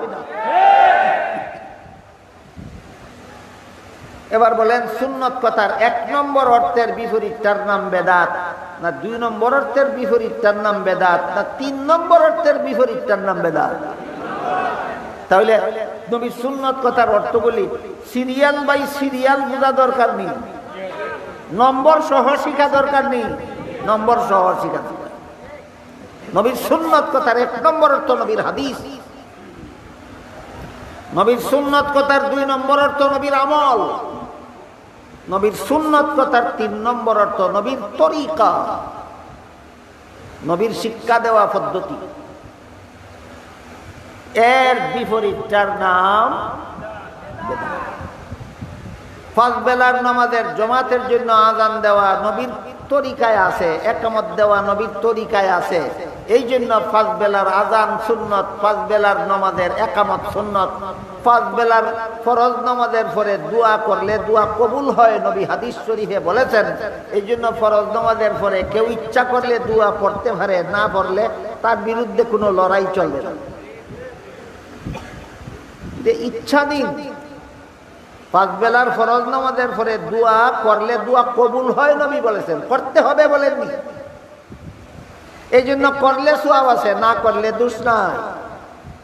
তাহলে আমরা কি 5 বেলার নামাজের জামাতের পরে কেউ যদি দোয়া করে না তার বিরুদ্ধে লড়াই করবো? শরীয়ত মতে তার কোনো দোষ নাই। আসরের 4 রাকাত ফরজ নামাজের আগে 4 রাকাত সুন্নত নামাজ আছে, না পড়লে কি তার বিরুদ্ধে লড়াই করবো? কেন? না পড়লে দোষ নাই। যেমন ভাবে আসরের 4 রাকাত ফরজ নামাজের আগেও 4 রাকাত সুন্নত নামাজ আছে, না পড়লে দোষ নাই, তার বিরুদ্ধে আমরা কোনো প্রতিবাদ করব না। তেমনি ভাবে প্রত্যেক ফরজ নামাজের পরে দোয়া করলে নবী বলেছেন কবুল হয়, কিন্তু কেউ করে না যদি দোষ নাই, তার বিরুদ্ধে আমরা কোনো অভিযোগ করব না। কিন্তু ফজরের 2 রাকাত ফরজ নামাজ পড়ার পরে আর যেমন কোনো সুন্নত নাই, করলে হবে বিদআত। তেমনি ভাবে জানাজার সালাম ফিরাবার পরে আর কোনো দোয়া নাই, করলে হবে বিদআত। এবার আরেকটা কথার প্রতি আপনাদের দৃষ্টি আকর্ষণ করতে চাই। নবীর সুন্নত কথার 1 নম্বর অর্থ নবীর হাদিস। নবীর হাদিস কারে কয় একটু মনোযোগ দিয়ে শুনতে হবে। মাদ্রাসার উপরের ক্লাসের ছাত্রদের জানা আছে, উলামায়ে কেরামের তো জানাই আছে। আপনারা যারা আলেমও না, মাদ্রাসার ছাত্রও না, আপনাদের জন্য একটু কঠিন হইতে পারে, এই জন্য মনোযোগ দিয়ে শুনবেন। আমারে আল্লাহ যতটুকু ক্ষমতা দিয়েছে সহজ কইরা বলার, ততটুকু সহজ কইরা বলার চেষ্টা করবেন, কিন্তু আপনারা একটু মনোযোগ দিয়ে শুনতে হবে। নবীর সুন্নত কথার 1 নম্বর অর্থ নবীর হাদিস। নবীর হাদিস, যে কয়েকটা জিনিসকে নবীর হাদিস বলে এর মধ্যে 1 নম্বর হইল নবীর কথা। নবীর কথার নাম নবীর হাদিস। নবীর কথার নাম। কিন্তু এখানে একটা বিষয় আছে যেটা আলেমরা জানে, কোনো পাবলিকে জানে না। আর বেরেঞ্চি ফাঁস মার্কা কিছু মৌলবী আছে, এই সমস্ত মৌলবীরাও জানে না। সেটা হলো নবীর কোন বয়সের কথাগুলির নাম হাদিস। নবী 4 বছর বয়সে যেসব কথা বলেছেন সেইগুলি নবীর হাদিস নয়। 10 বছর বয়সে নবী যেসব কথা বলেছেন সেইগুলিকে নবীর হাদিস, সেইগুলির নাম নবীর হাদিস নয়। 30 বছর বয়সে নবী যেসব কথা বলেছেন এই কথাগুলির নাম নবীর হাদিস নয়, বরং 40 বছর পূর্ণ হওয়ার পরে নবীর কাছে কুরআন নাযিল শুরু হওয়ার পর থেকে জীবনের শেষ মুহূর্ত পর্যন্ত নবী যত কথা বলেছেন সবগুলি কথার নাম নবীর হাদিস। এবার বলুন, নবীর যতটা জিনিসরে নবীর হাদিস কয় এর মধ্যে 1 নম্বর হইল নবীর কথা। নবীর কথারে নবীর হাদিস কয়। কত বছর থেকে কত বছর পর্যন্ত? 40 বছর থেকে 63 বছর পর্যন্ত 23 বছরের কথাগুলিকে হাদিস বলে। জিন্দেগীর প্রথম 40 বছরের কথাকে হাদিস বলা হয় না। এবার বলেন নবীর হাদিসের সম্পর্ক নবীর জন্মদিনের সাথে না জীবনের শেষ 23 বছরের সাথে? নবীর জন্মকে মিলাদুন নবী বলে। নবীর মিলাদুন নবী আরবি শব্দ, বাংলা হইল নবীর জন্ম। মিলাদুন নবী আরবি শব্দ, বাংলা নবীর জন্ম। বলেন হাদিসের সম্পর্ক মিলাদুন নবীর সাথে না সিরাতুন নবীর সাথে? সিরাতুন নবী মানো না যদি তুমি হাদিস পাইলা কোথায়? এবার বলেন নবীর কাছে 30 পারা কুরআন নাযিল হয়েছিল জন্মের দিন না 40 বছর পূর্ণ হওয়ার পরে? তাহলে 30 পারা কুরআনের সম্পর্ক মিলাদুন নবীর সাথে না সিরাতুন নবীর সাথে? তুই যদি বেটা সিরাতুন নবী মানস না, হাদিস পাবে কোথায়, কুরআন হবে কোথায়? যে সিরাতুন নবী মানে না তার হাদিস মানার কোনো উপায় নাই, যে সিরাতুন নবী মানে না তার কুরআন মানার কোনো উপায় নাই। কারণ নবীর প্রায় 10 লক্ষ হাদিসের সম্পর্ক মিলাদুন নবীর সাথে নয়, প্রায় 10 লক্ষ হাদিসের সম্পর্ক সিরাতুন নবীর সাথে। 30 পারা কোরআনের একটা অক্ষরেরও সম্পর্ক মিলাদুন নবীর সাথে নয়, 30 পারা কোরআনের সবটুকুর সম্পর্ক সিরাতুন নবীর সাথে। সুতরাং যে সিরাতুন নবী মানে সে কোরআন মানে, হাদিস মানে। যে সিরাতুন নবী মানে না, যে কোরআনও মানে না, হাদিসও মানে না। কোরআন হাদিস মানে না তো দলিল হইব কই? একমাত্র দলিল হইল সাফাবাদী। কোরআন হাদিস মানুষ তাদের দলিল কই হবে? দলিল হইল সাফাবাদী। একটা সাফাবাদীর কথা শুনেন। নবী জন্ম হওয়ার কারণে আমরা বৎসরে 2টা ঈদ খাই। একটা ঈদের নাম ঈদুল ফিতির, একটা ঈদের নাম ঈদুল আজহা। কে বলেছেন? নবী বলেছেন। আমাদের নবী বলে গেছেন, আমার মুসলমান উম্মতের জন্য আল্লাহর পক্ষ থেকে 2টা বাৎসরিক 2টা ঈদের ব্যবস্থা দেওয়া হয়েছে। একটা ঈদের নাম ঈদুল ফিতির, একটা ঈদের নাম ঈদুল আজহা। আমাদের নবী কি বলেছেন? মুসলমান উম্মতের জন্য আল্লাহর পক্ষ থেকে বাৎসরিক ঈদ কটা দেওয়া হয়েছে? 2টা। একটা নাম ঈদুল ফিতির, আর একটা নাম ঈদুল। এখানে বিদাতিরা সাফাবাদেরা কয়েক সিস্টেমে সাফাবাদী চালায়। এর মধ্যে একটা সাফাবাদী হইল বৎসরে ঈদ 2টা। এই কথা ভুল। প্রত্যেক শুক্রবারও ঈদ, সারা বছরে 52টা শুক্রবারে 52টা ঈদ। আর ঈদুল ফিতির আর ঈদুল আজহা 52-এর সাথে আরো 2টা ঈদ যুক্ত হইয়া মুসলমানের সারা বছরে ঈদ হয় 54টা। কাজেই যারা বলে ঈদ 2টা এরা ভুল কয়। আরে গাদার গাদা, 52 শুক্রবারে 52টা ঈদ যে এটা সাপ্তাহিক, এটা কি বাৎসরিক ঈদ না সাপ্তাহিক ঈদ? এই গাদার গাদা, তুই সাপ্তাহিকটারে বাৎসরিকের সাথে না জোড়া দিলে কোন কারণে? এটার নাম হচ্ছে সাফাবাদী। কেমনে কেমনে সাফাবাদী করে বুঝেন কিনা দেখেন। প্রত্যেক শুক্রবারে মুসলমানের ঈদ, এটা ঠিক আছে, হাদিসে আছে। তাহলে সারা বছরে 52 শুক্রবারে 52 ঈদ। আমি জিজ্ঞেস করি, 52 শুক্রবারে 52 ঈদ বাৎসরিক না সাপ্তাহিক? আর ঈদুল ফিতির আর ঈদুল আজহা সাপ্তাহিক না বাৎসরিক? তাহলে সাপ্তাহিক ঈদ হলো 52টা, বাৎসরিক ঈদ হলো 2টা। এটার সাথে এটা জোড়া দেশকার লাগিয়া সাফাবাদী ছাড়া আর কিছু নয়। এলো সাফাবাদীর একটা পদ্ধতি। এই চাপাবাদী গুলি আপনাদের বোঝা দরকার। এই বাটপারে কোনটার সাথে কোনটা মিলায়? বাৎসরিক ঈদের সাথে সাপ্তাহিক ঈদ জোড়াই দিয়া 54টা বানায়। আসলে কি বাৎসরিক ঈদ 54টা না বাৎসরিক 2টাও? বাৎসরিক 2। তাহলে 12ই রবিউল আউয়ালে ঈদে মিলাদুন নবী নামে আর একটা ঈদ করলে নবীর পদ্ধতি, নবীর শিক্ষা দেওয়ার তরিকা তাকে না বদলায়? এই জন্য 12ই রবিউল আউয়ালে ঈদে মিলাদুন নবী করা বিদআত। কারণ 12ই রবিউল আউয়াল প্রত্যেক সপ্তাহে আসে না বছরে একবার? বছরে একবার আসে, রসুল বলছেন 2টা। তোর ঈদ বছরে আয় 3 বার। 3 নম্বরটা নবীর তরিকার ঈদ নয়, 3 নম্বরটা তোর মন গড়া ঈদ। এই জন্য আগে 2টা সুন্নত, 3 নম্বরটা বিদআত।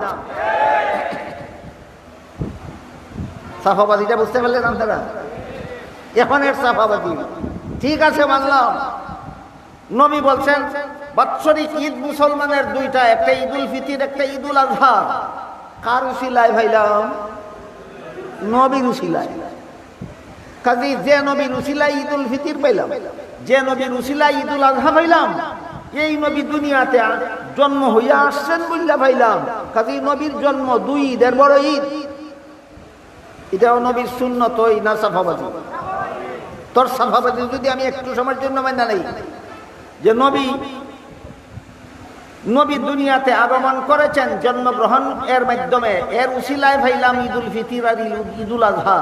এই কারণে যদি নবীর জন্মটা 2 ঈদের থেকে বড় ঈদ হয়, নবীর তো হয়েছিলাম নবীর বাবার উসিলায়। নবীর জন্ম হয়েছিলেন বাবার গরনি না বাবার গরনা?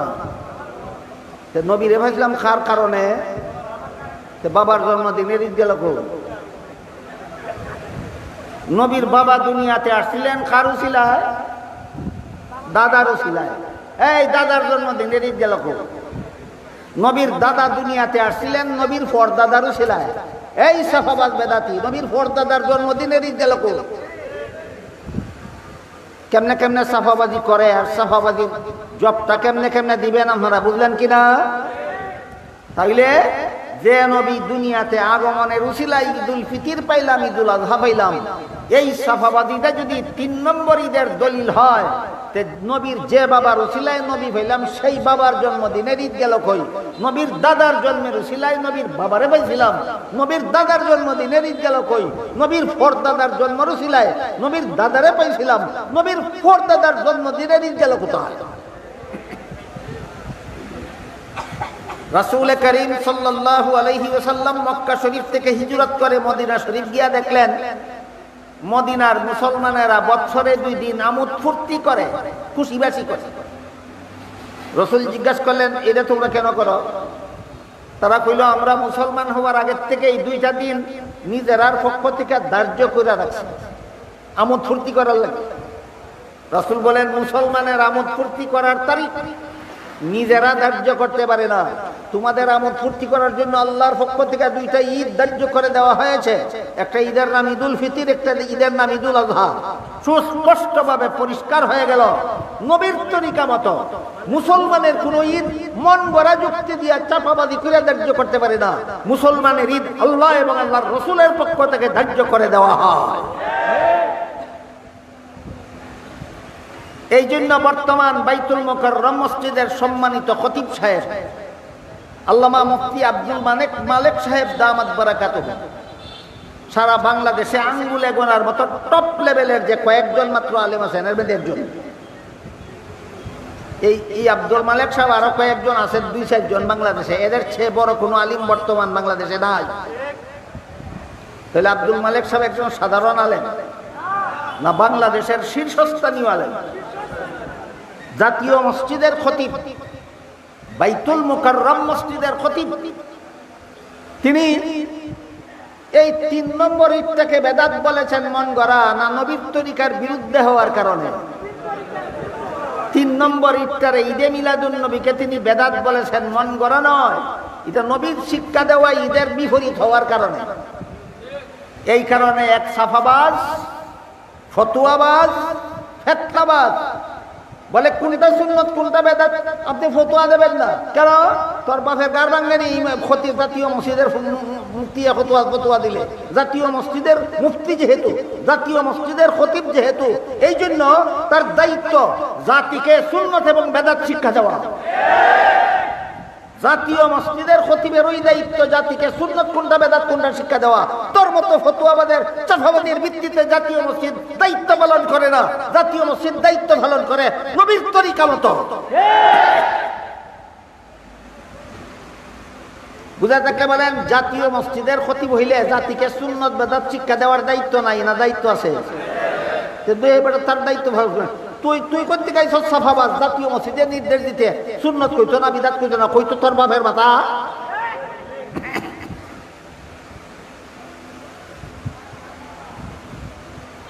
এবার আমরা বোঝার চেষ্টা করি, নবীর সুন্নত কথার 1 নম্বর অর্থ নবীর হাদিস। মনে আছে কথা? মিলাদুল নবীর সাথে সম্পর্ক না সিরাতুল নবীর সাথে সম্পর্ক? সিরাতুল নবী মানো না যদি একটা হাদিসও পাইবে না। 30 পারা কোরআন মিলাদুল নবীর সাথে সম্পর্ক না সিরাতুল নবীর সাথে সম্পর্ক? সিরাতুল নবী যদি মানো না, কোরআনের কিছুই পাইবে না। এবার বলুন, নবীর সুন্নত কথার 2 নম্বর অর্থ কি ছিল? হ্যাঁ, নবীর আমল। তারাবির নামাজ নবীর আমল, এই জন্য আমাদের জন্য সুন্নত। তারাবির নামাজ নবীর আমল, এই জন্য আমাদের জন্য সুন্নত। মাথায় টুপি দেওয়া নবীর আমল, এই জন্য আমার জন্য টুপি দেওয়া সুন্নত। টুপির উপর ফাঁকনি বান্ধা নবীর আমল, এই জন্য আমার টুপির উপর ফাঁকনি বান্ধা আমার জন্য সুন্নত। বুঝলেন? বলেন, তারাবির নামাজ পড়া সুন্নত, মাথায় টুপি দেওয়া সুন্নত, টুপির উপরে ফাঁকনি বান্ধা সুন্নত। যে সুন্নত কথার কত নম্বর অর্থে? 2 নম্বর। এবার বলুন, নবী তারাবির নামাজ পড়ছিলেন জন্মের দিন না পরবর্তী জীবনে? তাইলে তারাবির নামাজের সম্পর্ক মিলাদুন নবীর সাথে না সিরাতুন নবীর সাথে? নবী মাথায় টুপি দিয়েছেন জন্মের দিন না পরবর্তী জীবনে? তাহলে টুপির সম্পর্ক মিলাদুন নবীর সাথে না সিরাতুন নবীর সাথে? নবী টুফির উপর পাগড়ি বাঁধছিলেন জন্মের দিন না পরবর্তী জীবনে? পাগড়ির সম্পর্ক মিলাদুন নবীর সাথে না সিরাতুন নবীর সাথে? নবী 5 বেলা নামাজ পড়ছিলেন জন্মের দিন না পরবর্তী জীবনে? 5 বেলা নামাজের সম্পর্ক মিলাদুন নবীর সাথে না সিরাতুন নবীর সাথে? নবী রমজান মাসে রোজা রাখছিলেন জন্মের দিন না পরবর্তী জীবনে? তাহলে রমজান মাসের রোজার সম্পর্ক মিলাদুন নবীর সাথে না সিরাতুন নবীর সাথে? নবী হজ করেছিলেন জন্মের দিন না পরবর্তী জীবনে? সম্পর্ক মিলাদুন নবীর সাথে না সিরাতুন নবীর সাথে? নবী যাকাত দিয়েছিলেন জন্মের দিন না পরবর্তী জীবনে? তাহলে যাকাতের সম্পর্ক মিলাদুন নবীর সাথে না সিরাতুন নবীর সাথে? নবী দুনিয়াবাসীকে কলেমা লা ইলাহা ইল্লাল্লাহর দাওয়াত দিয়েছিলেন জন্মের দিন না পরবর্তী জীবনে? তাহলে কলেমার সম্পর্ক মিলাদুন নবীর সাথে না সিরাতুন নবীর সাথে? নবী দুনিয়াবাসীকে ইমানের দাওয়াত দিয়েছেন জন্মের দিন না পরবর্তী জীবনে? ইমানের সম্পর্ক মিলাদুন নবীর সাথে না সিরাতুন নবীর সাথে? ইমানের সম্পর্ক সিরাতুন নবীর সাথে, মিলাদুন নবীর সাথে নয়। মিলাদুন নবীতে খুশি হয়েছিল নবীর চাচা আবু লাহাব, এই খুশি হইয়া ইমানদার হইতে পারছে না, কিন্তু নবীর ইমানের দাওয়াত কবুল করেছিলেন সিরাতুন নবীর অনুসরণ করে সাহাবায়ে কেরাম। এই জন্য সাহাবায়ে কেরাম ইমানদার হইতে পারছেন, আবু লাহাব ইমানদার হইতে পারে নাই।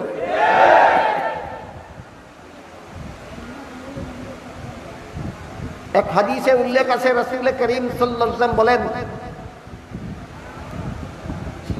ইমানের ৭৭টা শাখা প্রশাখা আছে। ইমানের শাখা প্রশাখা কটা? ৭৭টা। এর মধ্যে ১ নম্বর হইল লা ইলাহা ইল্লাল্লাহ। ইমানের ৭৭টা শাখা প্রশাখার মধ্যে ১ নম্বর লা ইলাহা ইল্লাল্লাহ। আর ৭৭ নম্বর রাস্তা থেকে কষ্টদায়ক বস্তু সরাইয়া দেয়। মধ্যে আছে আরো ৭৭টা। এইগুলি হইল পরিপূর্ণ ঈমান, এইগুলি হইল ইসলামের বিধিবিধান। এবার বলেন, ইসলামের যাবতীয় বিধিবিধান রাসূল জন্মের দিন শিক্ষা দিয়েছেন না পরবর্তী জীবনে? তাহলে ইসলামের সমস্ত বিধিবিধানের সম্পর্ক মিলাদুন নবীর সাথে না সিরাতুন নবীর সাথে? এই সিরাতুন নবী বাদ দিয়া মিলাদুন নবী নিয়ে এত পাগল কেন? কারণ এই এটা ছিল আবু লাহাবের চরিত্র। ইসলামের বিধিবিধান একটাও মানে না, কিন্তু নবীর জন্মে খুশি দেখায়। ইসলামের কোন বিধিবিধান না মেনে নবীর জন্মে খুশি দেখানি মুমিন মুসলমানের চরিত্র নয়, আবু লাহাবের চরিত্র। কেমনে কেমনে একটু খোলা খালা কই। নবী যখন জন্ম হয়েছেন তখন আবু লাহাবের এক বান্দি ছিল সুয়াইবা। সুয়াইবায় আবু লাহাবের বান্দি সুয়াইবায় আবু লাহাবের কাছে নবী যে জন্ম হয়েছেন সংবাদটা দিছে। এই সংবাদে খুশি হইয়া আবু লাহাব বান্দিরে সারা জীবনের জন্য আজাদ করে দিছে, স্বাধীন করে দিছে। বলেন, আবু লাহাব নিজের বান্দিরে আজাদ করছিল কিনা? নবীর জন্মে বেজার হইয়া না খুশি হইয়া? তাহলে আবু লাহাব যে নবীর জন্য খুশি ছিল, এই ব্যাপারে কোনো সন্দেহ আছে? সন্দেহ নেই। ইসলামের কোন কোন বিধান গ্রহণ করেছে? একটাও না। আবু লাহাব আশিকে রাসূল হলো না কেন? নবীর জন্য খুশি দেখাইলে মুসলমান হয় না, নবীর দিন গ্রহণ করলে মুসলমান হয়। ইসলামের বিধিবিধান কবুল করলে মুসলমান হয়। আরে এখনকার জমানার মুসলমানরা কেমনে বুঝাইতো? আমার ছোটবেলায় যে সব মুসলমান দেখছি আমি, ওই ধরনের মুসলমান আজকাল কম দেখি। আমি আপনারা একটু কই, আমার ছোটবেলায় কেমন মুসলমান দেখছি আর এখন কেমন মুসলমান দেখি। আমি আমার 10-12 বছর বয়সে সমাজের মুসলমানদেরকে দেখেছি এইভাবে। তারা শিশুকালেই মক্তবে গিয়া, সকালবেলার মক্তবে গিয়া 4 কলিমা শিক্ষা মুসলমান হইত। এই 4 কলিমার মধ্যে 3 নম্বর কলেমাটা হইল আমানতু বিল্লাহি কামা হুয়া বিআসমাইহি ওয়া সিফাতিহি ওয়া কাবিলতু জামিয়া আহকামিহি। শেষ কথাটা কাবিলতু জামিয়া আহকামিহি, ইসলামের যাবতীয় বিধিবিধান গ্রহণ কইরা আমি মুসলমান হইলাম। বলেন, কাবিলতু জামিয়া আহকামিহি অর্থ কি? আল্লাহ প্রদত্ত ইসলামের যত বিধিবিধান আছে সবগুলি আমি গ্রহণ করে মুসলমান হইলাম। আপনারা কি গ্রহণ করে মুসলমান হয়েছেন? ইসলামের যাবতীয় বিধিবিধান গ্রহণ করে মুসলমান। এবার বলেন কাবিলতু জামিয়া আহকামিহি, আবুল হাব স্বীকার করছে? নবীর জন্য খুশি ছিল কিনা? ইসলামের বিধিবিধান গ্রহণ করে না, নবীর জন্য খুশি হয়। এইভাবে যদি ইমানদার মুমিন মুসলমান হইতে পারত, তোরার মতো সাহাবাদের আগে আবুল হাব 1 নম্বর মুমিন মুসলমান হয়ে যেত। ইসলামের বিধিবিধান গ্রহণ না করে নবীর জন্য খুশি দেখানি মুমিন মুসলমানের কাজ নয়, আবুল আহাবের মতো বেঈমানের কাজ। ইসলামের বিধিবিধান গ্রহণ না করে নবীর জন্য খুশি দেখানি মুমিন মুসলমানের কাজ না, আবুল আহাবের মতো বেঈমান কাফিরের কাজ। ইসলামের যাবতীয় বিধিবিধান, ইসলামের যাবতীয় বিধিবিধান আল্লাহ রাসূল বলেছেন এর শাখা প্রশাখা হইল 77টা। 1 নম্বরটা হইল লা ইলাহা ইল্লাল্লাহ, 1 নম্বরটা লা ইলাহা ইল্লাল্লাহ। আর 77 নম্বরটা হইল রাস্তা থেকে কষ্টদায়ক বস্তু সরাইয়া দেওয়া। কথাগুলি বুঝে থাকলে এবার বলুন, এই ইসলামের যাবতীয় বিধিবিধান ইমানের 77 শাখা প্রশাখার সম্পর্ক মিলাদুন নবীর সাথে না সিরাতুন নবীর সাথে? তাইলে মিলাদুন নবীতে কি আছে এটা এখন বুঝতে হবে। মিলাদুন নবীতে কি আছে? মিলাদুন নবীতে এমন কিছু বিষয় আছে যেইগুলি আমল করার মতো নয়, পালন করার মতো নয়, পালন করার ক্ষমতা কোনো মানুষের নাই। এমন কিছু জিনিস আছে মিলাদুন নবীতে। আগেই বলেছি মিলাদুন নবী অর্থ নবীর জন্ম। মিলাদুন নবী অর্থ নবীর জন্ম। নবীর জন্মের মধ্যে তোমার পালন করার কিছু নাই, আমল করার কিছু নাই। ইমানের 77টা শাখা প্রশাখার একটাও মিলাদুন নবীর সাথে সম্পর্কিত নয়, সবগুলি সিরাতুন নবীর সাথে সম্পর্কিত। সুতরাং সিরাতুন নবী হইল মুসলমানের আমল করার বিষয়, পালন করার বিষয়। মিলাদুন নবী মুসলমানের আমল করার বিষয় নয়, পালন করার বিষয় নয়। তাহলে মিলাদুন নবীতে আছেটা কি এটা বোঝার দরকার। মিলাদুন নবীতে তিনি যে নবী ছিলেন এই কথার অনেক দলিল আছে। আছেটা কি? নবুয়তের দলিল আছে। মিলাদুন নবীতে কি আছে? নবীর জন্য নবুয়তের দলিল আছে। সিরাতুন নবীতে কি আছে? ইসলামের যাবতীয় বিধিবিধান আছে। দুই কথা পরিষ্কার বুঝে নেওয়া দরকার। মিলাদুন নবীতে কি আছে? নবীর জন্য নবুয়তের দলিল আছে। সিরাতুন নবীতে কি আছে? উম্মতের জন্য শরীয়তের দলিল আছে। মিলাদুন নবী হলো নবীর জন্য নবুয়তের দলিল, আর সিরাতুন নবী হলো উম্মতের জন্য শরীয়তের দলিল। মিলাদুন নবীতে আমাদের অনুসরণ করার কিছু নাই, অনুকরণ করার কিছু নাই। মিলাদুন নবীতে আমাদের পালন করার কিছু নাই। এই কথাটা একটু খুলাসা হওয়া দরকার। কি বলেন আপনারা? শুনবেন আর কয়েক মিনিট? এবার শুনুন। আগেই বলেছি মিলাদুন নবী অর্থ আমাদের নবীর জন্ম। মিলাদুন নবী অর্থ নবীর জন্ম। আমাদের নবীর জন্ম হয়েছিলেন, মায়ের গর্ভ থেকে ভূমিষ্ঠ হয়েছিলেন খতনা করা অবস্থায়। বলুন কি অবস্থায়? পারবা তুমি পালন করতে? কোন বাপের বেলায় পারবো? নবী যেভাবে জন্মেছেন এইভাবে জন্মইতো। কিন্তু ফার্স্ট বেলার ফরজ নামাজের বেলায় নবী বলেন সাল্লু কামা রাআইতুমুনি উসাল্লি, আমাকে যেভাবে নামাজ পড়তে দেখো তোমরা সেভাবে নামাজ পড়ো। নামাজ নবী যেভাবে পড়ছেন এইভাবে পড়তে আমাদেরকে বলছেন। জন্ম নবী যেভাবে হয়েছেন এইভাবে কোন বাপের কোন লোকের বাপেও নবীর মতো জন্ম হতে পারবে না। তাইলে নবীর জন্মে আছে কি? নবীর জন্মে নবী তিনি যে নবী ছিলেন এই কথার দলিল আছে। উম্মতে পালন করার, আমল করার, অনুসরণ করার কিছু না। 2 নম্বর, নবী জন্ম হয়েছিলেন নার কাটা অবস্থায়। নার কাটা বুঝেন? সন্তান যতদিন মায়ের গর্ভে থাকে ততদিন পর্যন্ত সন্তানের নাভির সাথে একটা নল মায়ের গর্ভতলীর সাথে সংযুক্ত থাকে। এটা দিয়ে মায়ের শরীরের রক্ত গর্ভের সন্তানের শরীরে ঢুকে।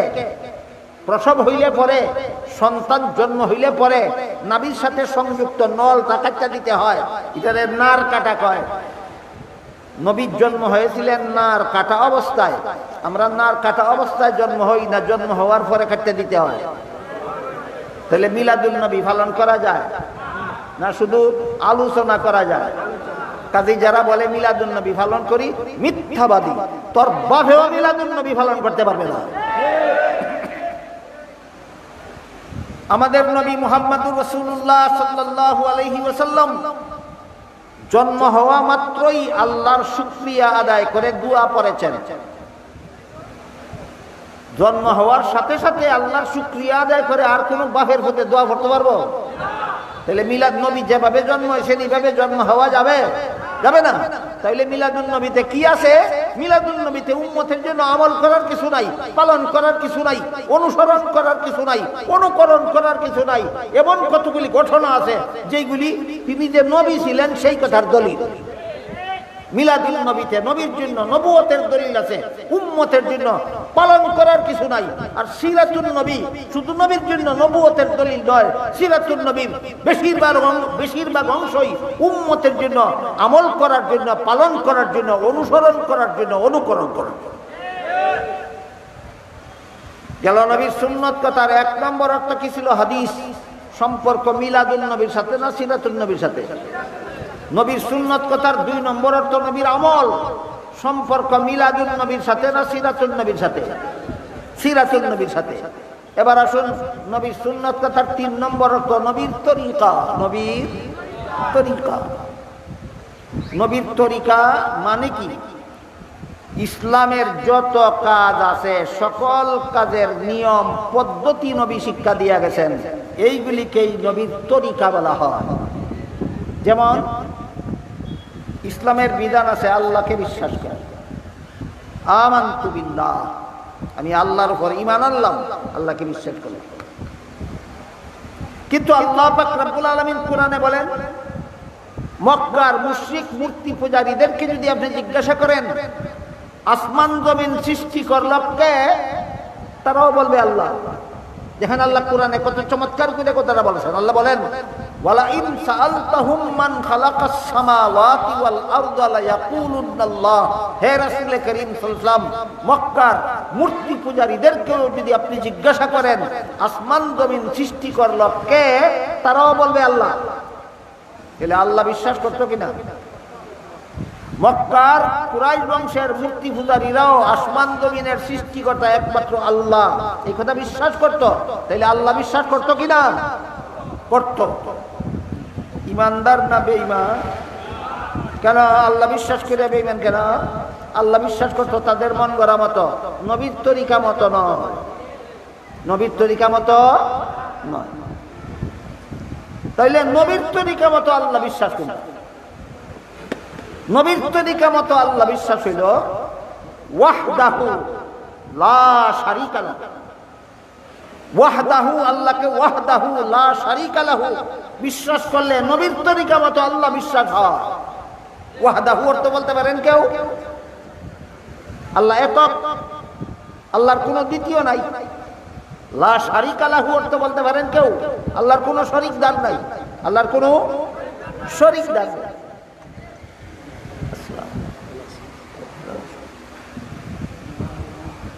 মক্কার মুশরিক মূর্তি পূজারীরা আল্লাহ বিশ্বাস করত, ওয়াহদাহু বিশ্বাস করত না, লা শারীকা লাহু বিশ্বাস করত না। দুনিয়ার সমস্ত ইহুদিরা আল্লাহ বিশ্বাস করে, ওয়াহদাহু লা শারীকা লাহু বিশ্বাস করে না। দুনিয়ার সমস্ত খ্রিস্টানেরা আল্লাহ বিশ্বাস করে, ওয়াহদাহু লা শারীকা লাহু বিশ্বাস করে না। এই জন্যই মুহাম্মদুর রাসূলুল্লাহ সাল্লাল্লাহু আলাইহি ওয়াসাল্লাম যখন আশহাদু আল্লা ইলাহা ইল্লাল্লাহু ওয়াহদাহু লা শারীকা লাহু ওয়া আশহাদু আন্না মুহাম্মাদান আবদুহু ওয়া রাসূলুহু এর দাওয়াত দেওয়া শুরু করলেন, 3 দল মানুষের রাসূলকে প্রশ্ন করলো। একই প্রশ্ন, 3 দলের প্রশ্ন একটা। মূর্তি পূজারীরা প্রশ্ন করলো, হে মুহাম্মদ, আল্লাহরে তো আমরা তোমার জন্মের আগের থেকেই বিশ্বাস করি, তুমি কোন আল্লাহর দাওয়াত দাও? ইহুদিরা প্রশ্ন করলো, হে মুহাম্মদ, আল্লাহরে তো তোমার জন্মের আগের থেকেই আমরা বিশ্বাস করি, তুমি কোন আল্লাহর বিশ্বাসের কথা বলো? খ্রিস্টানেরা প্রশ্ন করলো, হে মুহাম্মদ, আল্লাহরে তো তোমার জন্মের আগের থেকেই আমরা বিশ্বাস করি, তুমি কোন আল্লাহর দাওয়াত দাও? জবাবে আল্লাহ একটা সূরা নাযিল করেন। সূরার নাম সূরা ইখলাস। সাধারণ মুসলমানে বলে কুল হুয়াল্লাহ সূরা। জবাব দিয়ে আল্লাহ সূরা নাযিল করে বলেন, কুল, 3 দলের প্রশ্নের জবাবে বলে দিন, হুয়াল্লাহু আহাদ, আমি এক আল্লাহর দাওয়াত দেই। ইহুদিরা 2 আল্লাহ মানে, মুসলমানেরা মানে 1 আল্লাহ। খ্রিস্টানেরা 3 আল্লাহ মানে, মুসলমানে মানে 1 আল্লাহ। আর মূর্তি পূজারীরা 360 খুদা মানে বড় বড় খুদা করলে 360টা হয়, আর ছোট বড় সবগুলি খুদার সংখ্যা হইল 33 কোটি। বুঝে থাকলে বলেন, মূর্তি পূজারীদের বড় খুদা কতগুলি? 360। আর ছোট বড় সমস্ত খুদা কতজন? 33 কোটি। এই জন্য মূর্তি পূজারীদেরকে বহুবাদী বলা হয়। খ্রিস্টানেরা 3 খুদা মানে, এই জন্য খ্রিস্টানদেরকে তৃতীয়বাদী বলা হয়। ইহুদিরা 2 খুদা মানে, এই জন্য ইহুদিদেরকে দ্বিতীয়বাদী বলা হয়। মুহাম্মদুর রাসূলুল্লাহর তরিকা মতে আল্লাহ মানতে হইলে ওয়াহদাহু লা শারীকা লাহু মানতে হবে। এই জন্য মুসলমানদেরকে একত্ববাদী বলা হয়। কাহিনী বুঝে থাকলে এবার বলুন, মূর্তি পূজারীরা আল্লাহ মানত কিনা? মানত। খ্রিস্টানেরা আল্লাহ মানত কিনা? মানত। ইহুদিরা আল্লাহ মানত কিনা? আল্লাহ মানত। নবীর তরিকা মতো না মন গড়া মতো? বেঈমান না কাফির? কাফির। আল্লাহ মান্য কাফির কেন? মন গড়া মতো আল্লাহ মানে। আল্লাহ নবীর তরিকা মতে আল্লাহ মানো, তাইলে তুমি মুসলমান হইবে। নবীর সুন্নত কথার 3 নম্বর অর্থ কি ছিল? নবীর তরিকা। নবীর সুন্নত কথার 3 নম্বর অর্থ কি ছিল? নবীর তরিকা। আমরা আল্লাহ মানব মূর্তি পূজারীদের পদ্ধতিতে, খ্রিস্টানদের পদ্ধতিতে, না ইহুদিদের পদ্ধতিতে, না নবীর শিক্ষা দেওয়া পদ্ধতিতে? নবীর শিক্ষা দেওয়া পদ্ধতিতে আল্লাহ মানতে হইলে ওয়াহদাহু লা শারীকা লাহু মানতে হবে। ইহুদিরা ওয়াহদাহু লা শারীকা লাহু মানে না, আল্লাহ মানে। খ্রিস্টানেরা আল্লাহ মানে, ওয়াহদাহু লা শারীকা লাহু মানে না। মূর্তি পূজারীরা আল্লাহ মানে, ওয়াহদাহু লা শারীকা লাহু মানে না। মুসলমানে আল্লাহ মানে, ওয়াহদাহু লা শারীকা লাহু মানে। আমার কথা বুঝে থাকলে বলেন, মূর্তি পূজারীরা আল্লাহ মান্না কাফির রইল কেন? খ্রিস্টানেরা আল্লাহ মান্না আল্লাহ মানার পরেও কাফির রইল কেন? ইহুদিরা আল্লাহ মানার পরেও কাফির রইল কেন? মুসলমানে আল্লাহ মান্না ইমানদার রইল কিভাবে? ওরা আল্লাহ মানে মন গড়া মতো, আর এরা আল্লাহ মানে নবীর তরিকা মতো। আবার বলুন, নবীর সুন্নত কথার 3 নম্বর অর্থ কি? আমরা আল্লাহ মানবো মানে ইহুদি খ্রিস্টানের মতো? আমরা আল্লাহ মানবো মূর্তি পূজারীদের মতো, না নবীর তরিকা মতো? নবীর তরিকা মতো আল্লাহ মানার পদ্ধতি হইল ওয়াহদাহু লা শারীকা লাহু, ওয়াহদাহু লা শারীকা লাহু, ওয়াহদাহু লা শারীকা লাহু। এই কথা মানার কারণে আমরা মুসলমান। এই 2 শব্দ বাদ দিয়া ইহুদিও আল্লাহ মানে, খ্রিস্টানেও আল্লাহ মানে, মূর্তি পূজারীও আল্লাহ মানে, বেঈমান কাফির। সুতরাং যদি নবীর তরিকা মতো আল্লাহ না মানো, তাহলে তুমিও তাদের মতো কাফির। কাজেই নবীর তরিকা মতো আল্লাহ না মানিয়া শুধু নবীর মহব্বতে জান দিতে রাজি থাকলে, নবীরে মন গড়া মতো মহব্বত করলে, আল্লাহরে মন গড়া মতো মানলে, যদি মুমিন মুসলমান হইতো, মূর্তি পূজারী মুমিন মুসলমান হইয়া যেত, ইহুদি খ্রিস্টান মুমিন মুসলমান হইয়া যেত। সুতরাং নবীর মহব্বত করতে হবে নবীর তরিকা মতো, আল্লাহ মানতে হবে নবীর তরিকা মতো। এই জন্য হাদিস শরীফে রাসূল বলেছেন, লা ইউমিনু আহাদুকুম হাত্তা আকুনা আহাব্বা ইলাইহি মিন ওয়ালিদিহি ওয়া ওয়ালাদিহি ওয়ান নাসি আজমাইন। তোমাদের কেউ ততক্ষণ পর্যন্ত মুমিন মুসলমান হতে পারবে না যতক্ষণ পর্যন্ত আমি রাসূলকে নিজের পিতা পুত্র এবং সমস্ত জগৎবাসীর চেয়ে বেশি মহব্বত না করবে। আবু তালিব সবচেয়ে বেশি মহব্বত রাসূলকে করত কিনা? ইমানদার হইল না কেন? মন গড়া ভাবে মহব্বত করছে, নবীর তরিকা মতে নয়। এক সাফাবাদে মিডিয়াতে দেখলাম, এক সাফাবাদে কয় আমরা যে ঈদে মিলাদুন নবী করি নবীর মহব্বতে, তোর নবীর মহব্বতটা নবীর তরিকা মতো হয়েছে না মন গড়া মতো হয়েছে? মন গড়া মতো নবীরে মহব্বত করলে যদি ইমানদার হওয়া যেত, তো আবু তালিব তোর আগে ইমানদার হয়ে যেত। আর এক সাফাবাদে কয় আমরা যে নবীর জন্য খুশি দেখাই, যে নবীর মহব্বতেই দেখাই, তাহলে নবীর তরিকা বাদ দিয়া নবীর জন্য খুশি দেখাইলে যদি ইমানদার হওয়া যেত, তোর আগে তো আবুল লাহাব ইমানদার হইয়া যেত। আর এক সাফাবাদে কয় আমরা নবীর গুণ গাই, ওয়াহাবিরা নবীর দোষ কয়। ওয়াহাবি কেন আমি জানি না, নবীর দোষ কে কে কয়? আছে বাংলাদেশে কোনো আলেম আছে কোনো মুসলমান নবীর দোষ কয় না গুণ কয়? নবীর গুণ কইতে কইতে কইতে কইতে সারা জীবনে শেষ করতে পারবে না। এই জন্য আমি নবীর সমস্ত গুণের একটা সমষ্টিবোধক শব্দ আপনারা কয়ে দিই, সেটা হইল সৃষ্টির শ্রেষ্ঠ। আল্লাহ আমাদের নবীকে গুণ কি পরিমাণ দিয়েছেন? সৃষ্টির শ্রেষ্ঠ। আল্লাহ আমাদেরকে সৃষ্টির শ্রেষ্ঠ মর্যাদার অধিকারী বানাইছেন। এটা নবীর একটা দোষ কইলাম না গুণ? নবীর কই ওয়াহাবিরা নবীর দুষ কয়, কেডাই নবীর দুষ কয় আমি জানি না। যদি কেউ কয় হেরে গিয়ে ইচ্ছা মতো ওয়াহাবি বলতে থাক, আমার জানা মতো বাংলাদেশের কোনো আলিম নবীর দুষ কয় না। তাহলে ওয়াহাবি কই তোর বাপ নি ওয়াহাবি না তোর দাদা ওয়াহাবি, সিনাইয়া দিয়া দা। আমি তার কাছ থেকে কিছু শিখছি, ওয়াহাবি কারে কয় কইতাম না আপনারা।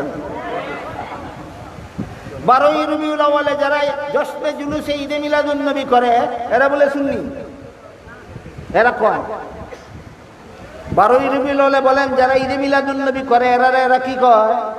সুন্নি কয়। আর যারা ঈদে মিলাদুন নবী 12ই রবিউল আউয়ালে করে না তারা কি কয়? এই একটা পাওয়া গেছে, হেরার মুখ থেকে ওয়াহাবি কারে কয় আর সুন্নি কারে কয় একটা পরিচয় পাওয়া গেছে। 12ই রবিউল আউয়ালে যারা ঈদে মিলাদুন নবী করে হেরা কয় এরা সুন্নি, আর যারা করে না এরা কয় ওয়াহাবি। আচ্ছা, বড় ভালো। এই 12ই রবিউল আউয়ালে জশ্নে জুলুসে ঈদে মিলাদুন নবী বাংলাদেশে চালু হয়েছে 1974 সাল থেকে। এর আগে বাংলাদেশের কেউ কোনোদিন জশ্নে জুলুসে ঈদে মিলাদুন নবী করছে না। মনে রাখবেন জীবনভর, বাংলাদেশে জশ্নে জুলুসে ঈদে মিলাদুন নবী করা 12ই রবিউল আউয়ালে কবে থেকে চালু হয়েছে? 1974 সালের আগে।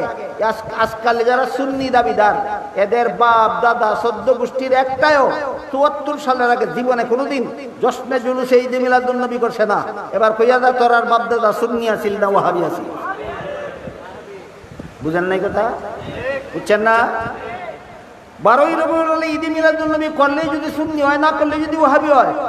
1974 সালের আগে তোরার বাপ দাদা লক্কর দাদা ফর দাদা লক্কর দাদা 14 গোষ্ঠীর কেউ চেষ্টা জুলুসে ঈদে মিলাদুন নবী করছে না। তাহলে তোরার বাপ দাদা 14 গোষ্ঠী ওয়াহাবি ছিল, তোরা ওয়াহাবির ঘরের সুন্নি।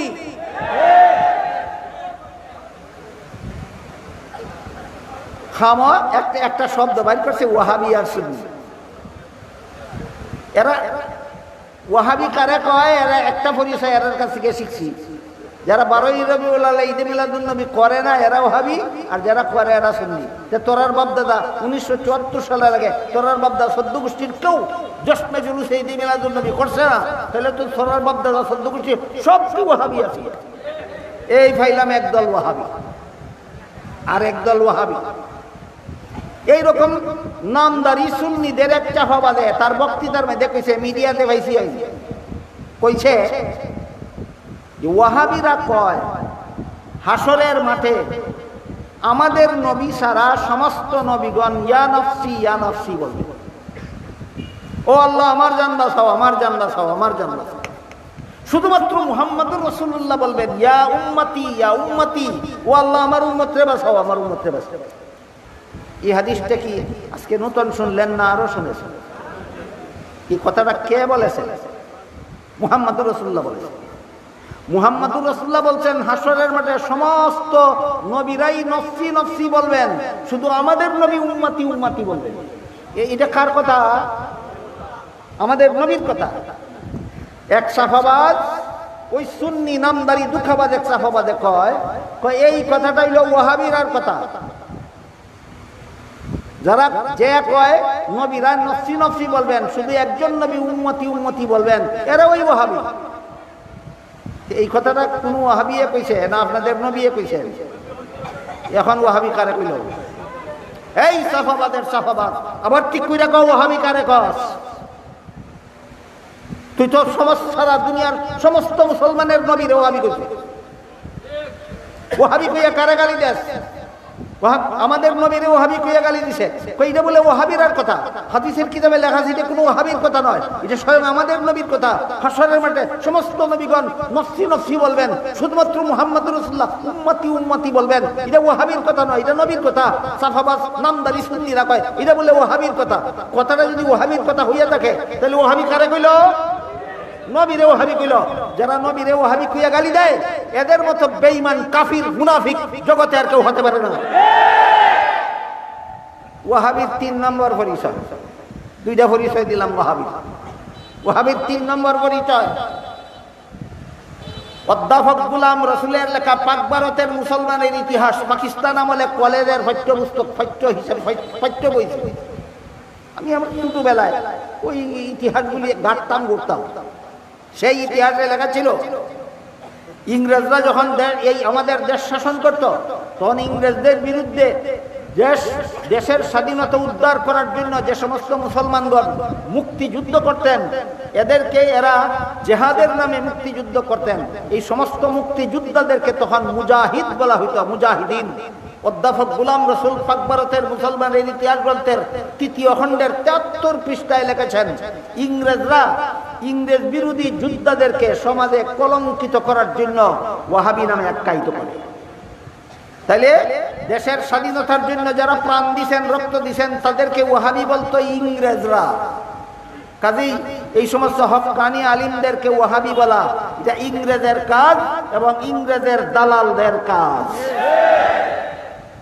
গেল ওয়াহাবির ৩ নম্বর পরিচয়। আর কইতাম নি ওয়াহাবির আর একটা পরিচয় কই, আমাদের দেশে 2টা ফলের নাম আছে উল্টা পাল্টা, একটা আনারস আর একটা বেদানা। রস নাই ফলের নাম আনারস, না রসে ভরা, নামটা বাউ না উল্টা। দানা নাই ফলের নাম বেদানা, না দানায় ভরা, নামটা বাউ না উল্টা।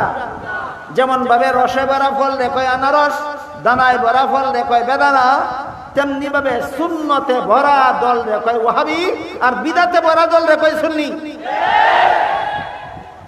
আমাদের দেশের ওয়াহাবি সুন্নি আনারস আর বেদানার মতো। এটা হইল ওয়াহাবি সুন্নির 4 নম্বর পরিচয়। কথা বুঝলেন কিনা?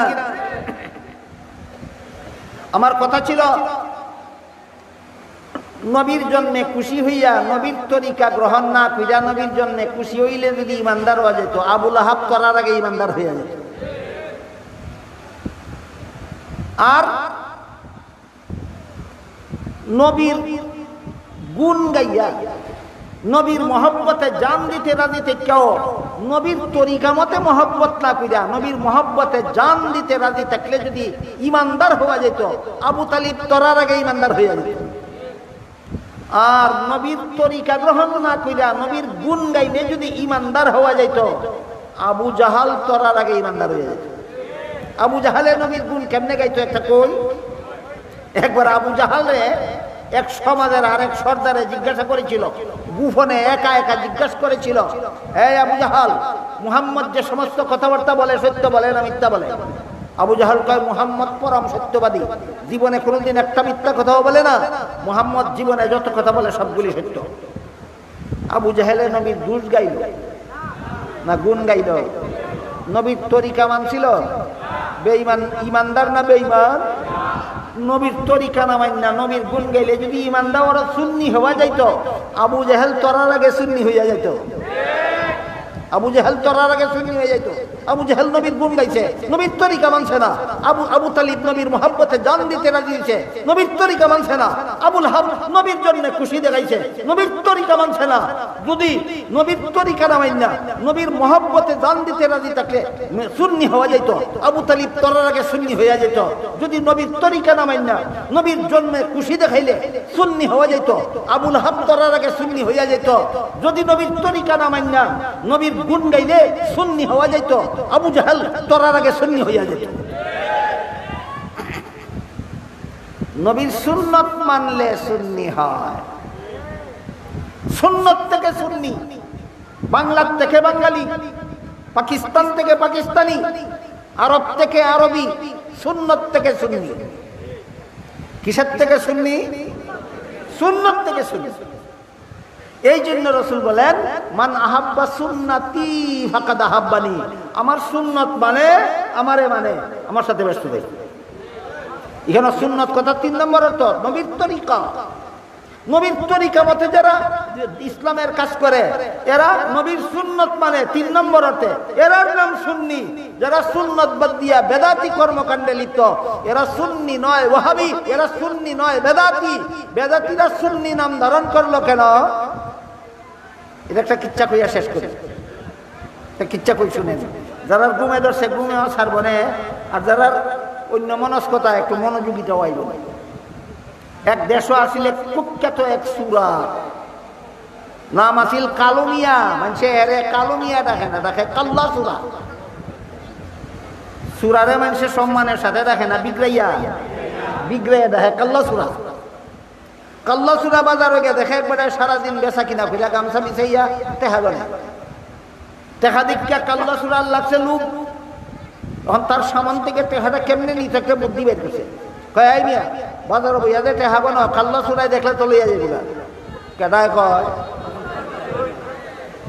এবারে তার কাল্লা চুরাই দেখছে না কোনো না এনে শুনে বেটায় সরল মানে কয় কাল্লা চুরাই মানুষের টেহা নেই চুরি করে আমার সামান থেকে কাল্লা চুরাই টেহা কেমনে নিব? কয় কাল্লা চুরাই তোমার সামান থেকেই টেহা নিতে পারে, তুমি কেমনে নিব যদি বুঝতে চাও আমি বুঝাই দিব। কয় বুঝাও ভাই আমার সামান থেকে কাল্লা চুরাই কেমনে টেহা নিব? খালি কইছে বুঝাও, এমনিকে দপ পাইরা তার কাছে বইছে, বইয়া কয় এইভাবে আইয়া তোমার কাছে বলবো। বইয়া তার সামান থেকে টেকা লয় আর নিজের ভোগটা পরে, কই এইভাবে তোমার টেকা এর ভোগটা ঢুকাইব, সবগুলি টাকা অগল ভোগটা ঢুকাইয়া টাকা রয়েছে, কারুয়া কয় তোমার টাকা এর ভোগটা লিয়া এইভাবে ওই টাকা রইব, কারু এই মাসের দৌড় আর কয় এইভাবে দিব দৌড়। কতখানে দোকানদারের খবর হইছে, বলেন কি খবর হইছে? কাল্লা চুরাই টেহা নিছে, চিল্লানি শুরু করছে বাজার, কাল্লা চুরাই টেহা নিয়ে গেল, কাল্লা চুরাই টেহা নিয়ে গেল।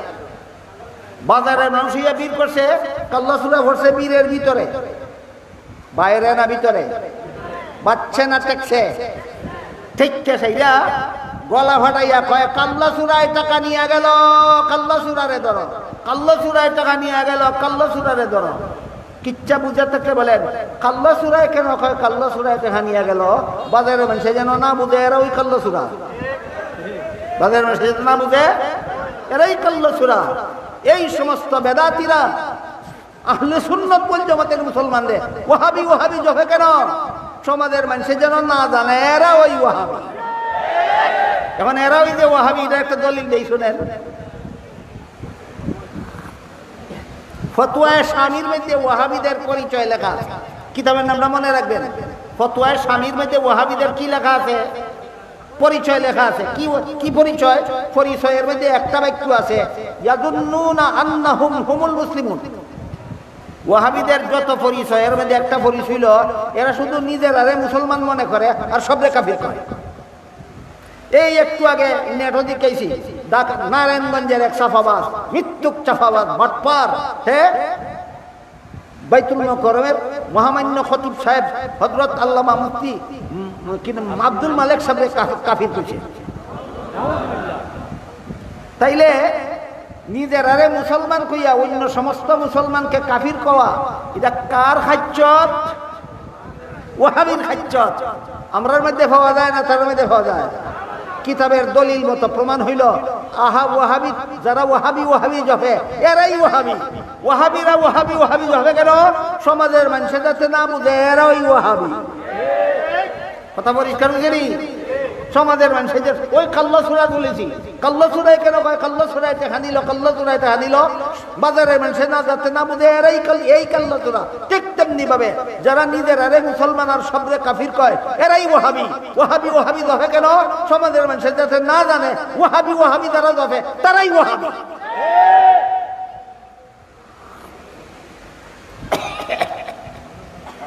সুন্নাত কথার এক নম্বর অর্থ নবীর হাদিস, মিলাদুন নবীর সাথে সম্পর্ক না সিরাতুন নবীর সাথে। সুন্নাত নবীর সুন্নাত কথার দুই নম্বর অর্থ নবীর আমল, মিলাদুন নবীর সাথে সম্পর্ক না সিরাতুন নবীর সাথে। নবীর সুন্নাত কথার তিন নম্বর অর্থ নবীর তরিকা, নবীর তরিকা, মিলাদুন নবীর সাথে সম্পর্ক না সিরাতুন নবীর সাথে সম্পর্ক। সুতরাং নবীর সুন্নাত কথার যত অর্থ আছে সবগুলির সম্পর্ক সিরাতুন নবীর সাথে, মিলাদুন নবীর সাথে, না হাদিসের সম্পর্ক, না নবীর আমলের সম্পর্ক, না নবীর তরিকার সম্পর্ক। মিলাদুন নবীর সাথে মাত্র একটা কথার সম্পর্ক, সেটা হলো মিলাদুন নবীর ঘটনাগুলি তিনি যে নবী ছিলেন এই কথার প্রমাণ কোন উম্মতের বাহের ক্ষমতা নাই অনুসরণ করার, অনুকরণ করার, পালন করার। সুতরাং মিলাদুন নবী পালনীয় নয়, আলোচ্য। যারা কয় পালন করি মিথ্যুক, মিথ্যা কথা বলে, সমাজকে ধোঁকা দেয়।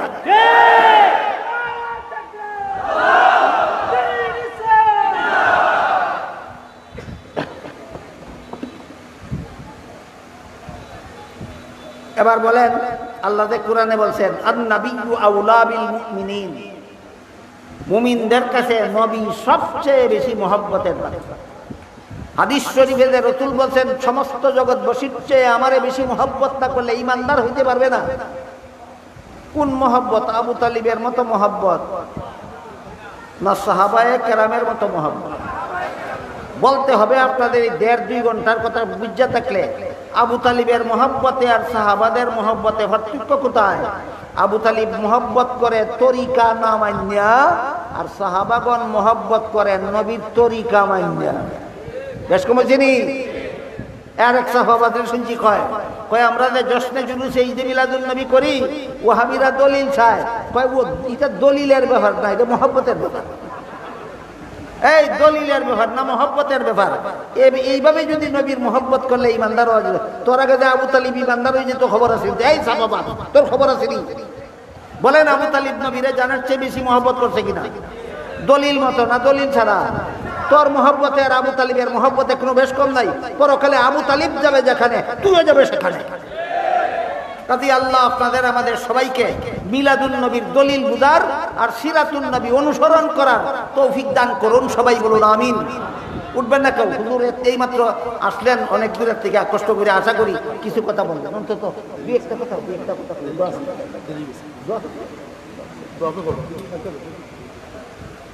আসসালামু আলাইকুম ওয়া রাহমাতুল্লাহি ওয়া বারাকাতুহু। হুজুরের দোয়া হবে ইনশাআল্লাহ। আল্লাহ তাআলা বিশেষ মেহেরবানি আজকে সুন্দর পরিবেশে ইত্তেহাদ উলামা